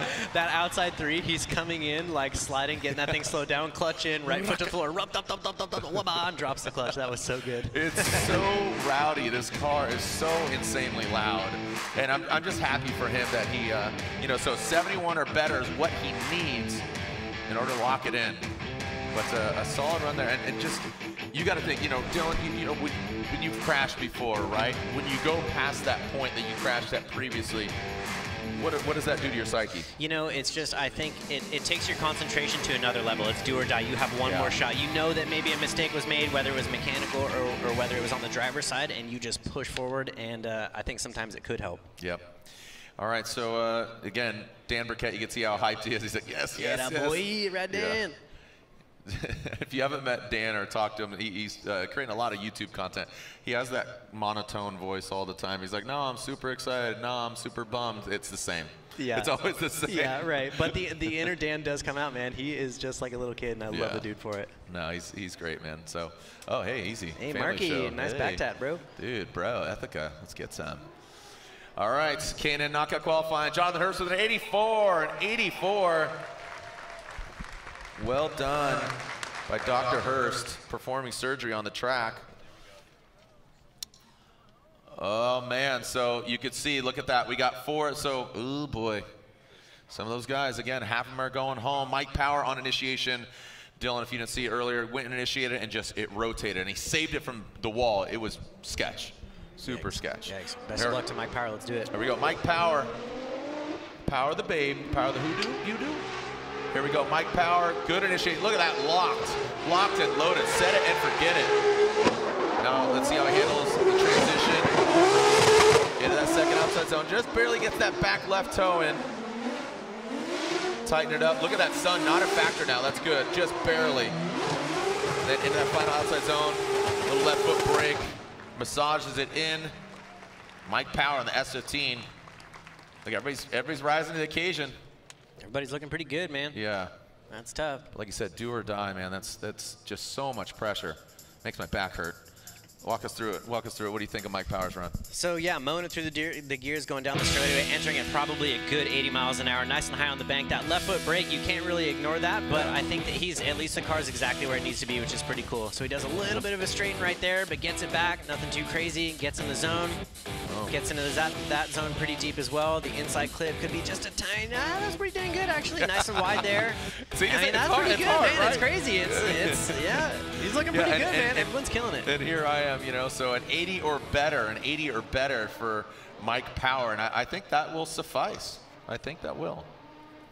Let's see what we got here.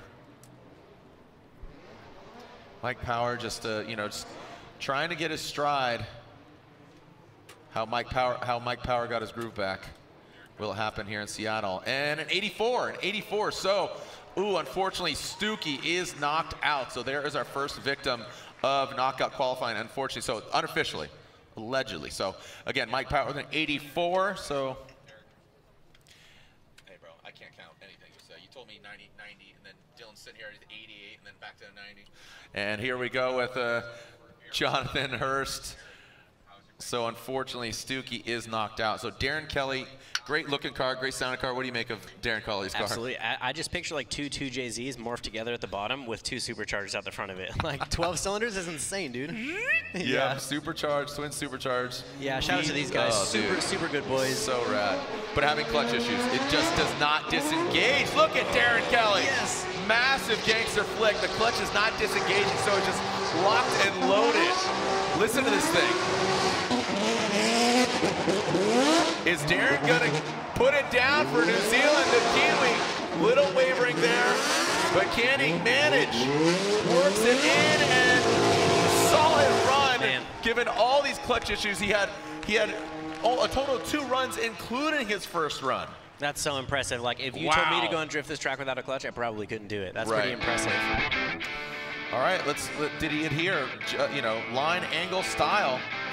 And take the factor of, you know, having the clutch issues, take that out of, what do you think? That's a killer run, dude, either way. Like, he had a gangster flick on the initiation, probably because he doesn't have that confidence of the handbrake, right? That handbrake on the initiation is kind of like a Band-Aid. And he just flicked it right there, and see, he just got it lit back up there. So squirrely without a clutch, man. That's spooky. Good for Darren, man. He's a killer driver, and all their dudes, super good group of dudes over there. So great to see him out here throwing it down. I mean, he does sports car racing. He's a 2-time champ in New Zealand. He pilots a GTR. He was just out at D1NZ a couple weeks ago, where Feng and Dan won the championship over there. Shout out to Feng and Dan. But I know he was Dan, even the competitor, and his competitor was even hyped to have Darren Kelly back there. He's bouncing all over the world, man. Busy guy. He's dude, a dad, he's gnarly. a husband. He's gnarly. He's cracking, dude. And then landed in Southern California and drove up here. Drove here. And man, all right, here we go. So Darren Kelly, and is that the score? So unfortunately an 80. So he does not make it in. Unfortunate there. A great run, but just not enough. So gutted for him. All right, Ola Jaeger. Jaeger has a 70, so he needs just to lock it in. Let's get an 85 or better for Ola Jaeger. Oh, failure to kind of launch there from Jaeger. Oh, that's gonna shut her down. Jaeger will. Oh man, so gutted. I mean, he went through, you know, heck and back to get that car here. Didn't make it to round 1 Long Beach. Saw him there. Got the car barely. That car was all over the world before he could finally get it to shore. Yeah, and that's tough, man. I mean, think about it. He's a long ways from home trying to run this program. So hats off to him. Ola's, we actually ran each other the last round, and he gave me a really, really good run. So Ola and I have actually been competing together even back in Pro 2. So an excellent competitor and always a good-looking Supra. So gutted for him this weekend here. Oh, man. So only one last driver to potentially reign on the parade of those remaining drivers. And yeah, so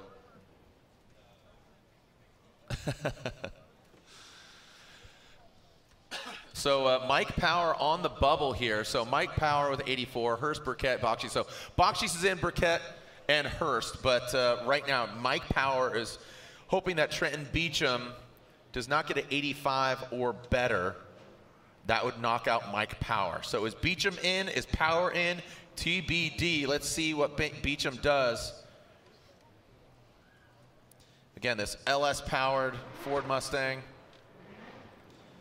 this Clonex Nexen tire Ford Mustang. We've seen him have success at the Long Beach Grand Prix.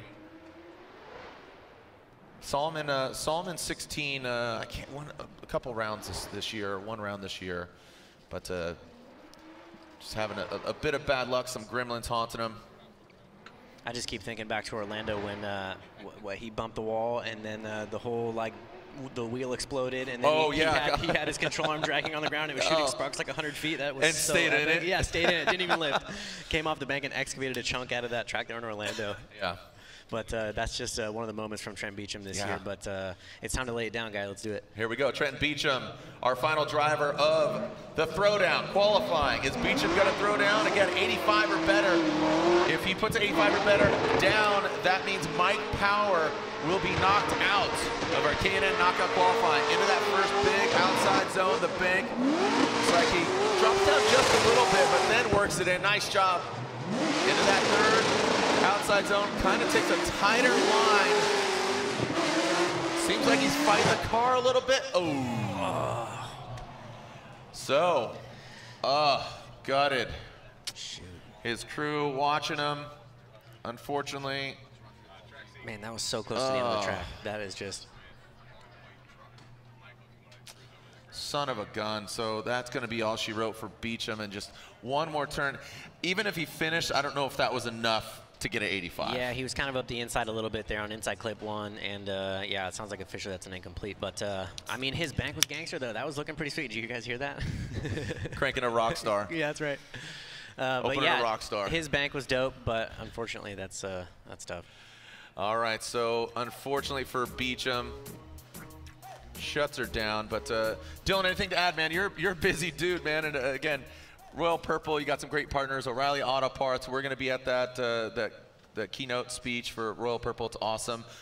Yeah, some good Permatex fun this year. Going back to Bonneville, so we're shooting for that 200 miles an hour again. So we got real close last year. So we did 191 mile an hour average over a mile on the Bonneville Salt Flats last year, and that's just not quite enough. I wanted that 200, and we're going back for it this year. Sweet. So we're going to put the motorcycle on K&N's dyno.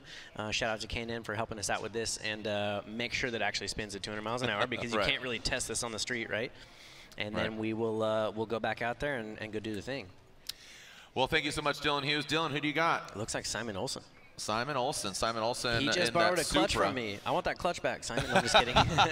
Shout out ACT for helping us out with the clutch. There's our top 32 drivers. Kazuya Taguchi does it again. So awesome. Congratulations. He gets the win in St. Louis, our previous round, round 5, and he was #1 qualifier. Is this the shape of things to come? We will see. There is our bracket. You can see some big battles here. Forsberg, who's in contention. Field goes against Odie, the frenemies. Oh, brutal. Oh, 32, bro, that's going to be a tough one. And that's what you get when you don't. You have to go to the not so great 8. Talking about the championship hunt here. Osbo goes against Love, who's definitely a fierce competitor. And then where are we at with Denova versus Hurst? Ooh, Denova versus Hurst. Yep. Yeah. Essa qualified 6. Good for him. Right on. That's good. Yeah. Good try by Michael Essa. So again, thank you so much. Thank you so much, Dylan. Yeah. And again, the party continues tomorrow. And again, thank you to all our judges. Thank you to Chris Yule, Brian Eggert, of course, Ryan Lontaine. Tune in tomorrow, 3:45 Eastern Time, 8 p.m. Eastern for Top 16. Top 32 going down here, the battle in Seattle. We call this the Throwdown as the sun sets. A beautiful backdrop. Love this place, love the fans, and love all you for tuning in. Remember, tomorrow, FormulaD.com/live. See you online, or we'll see you tomorrow. Send it, Formula Drift Nation.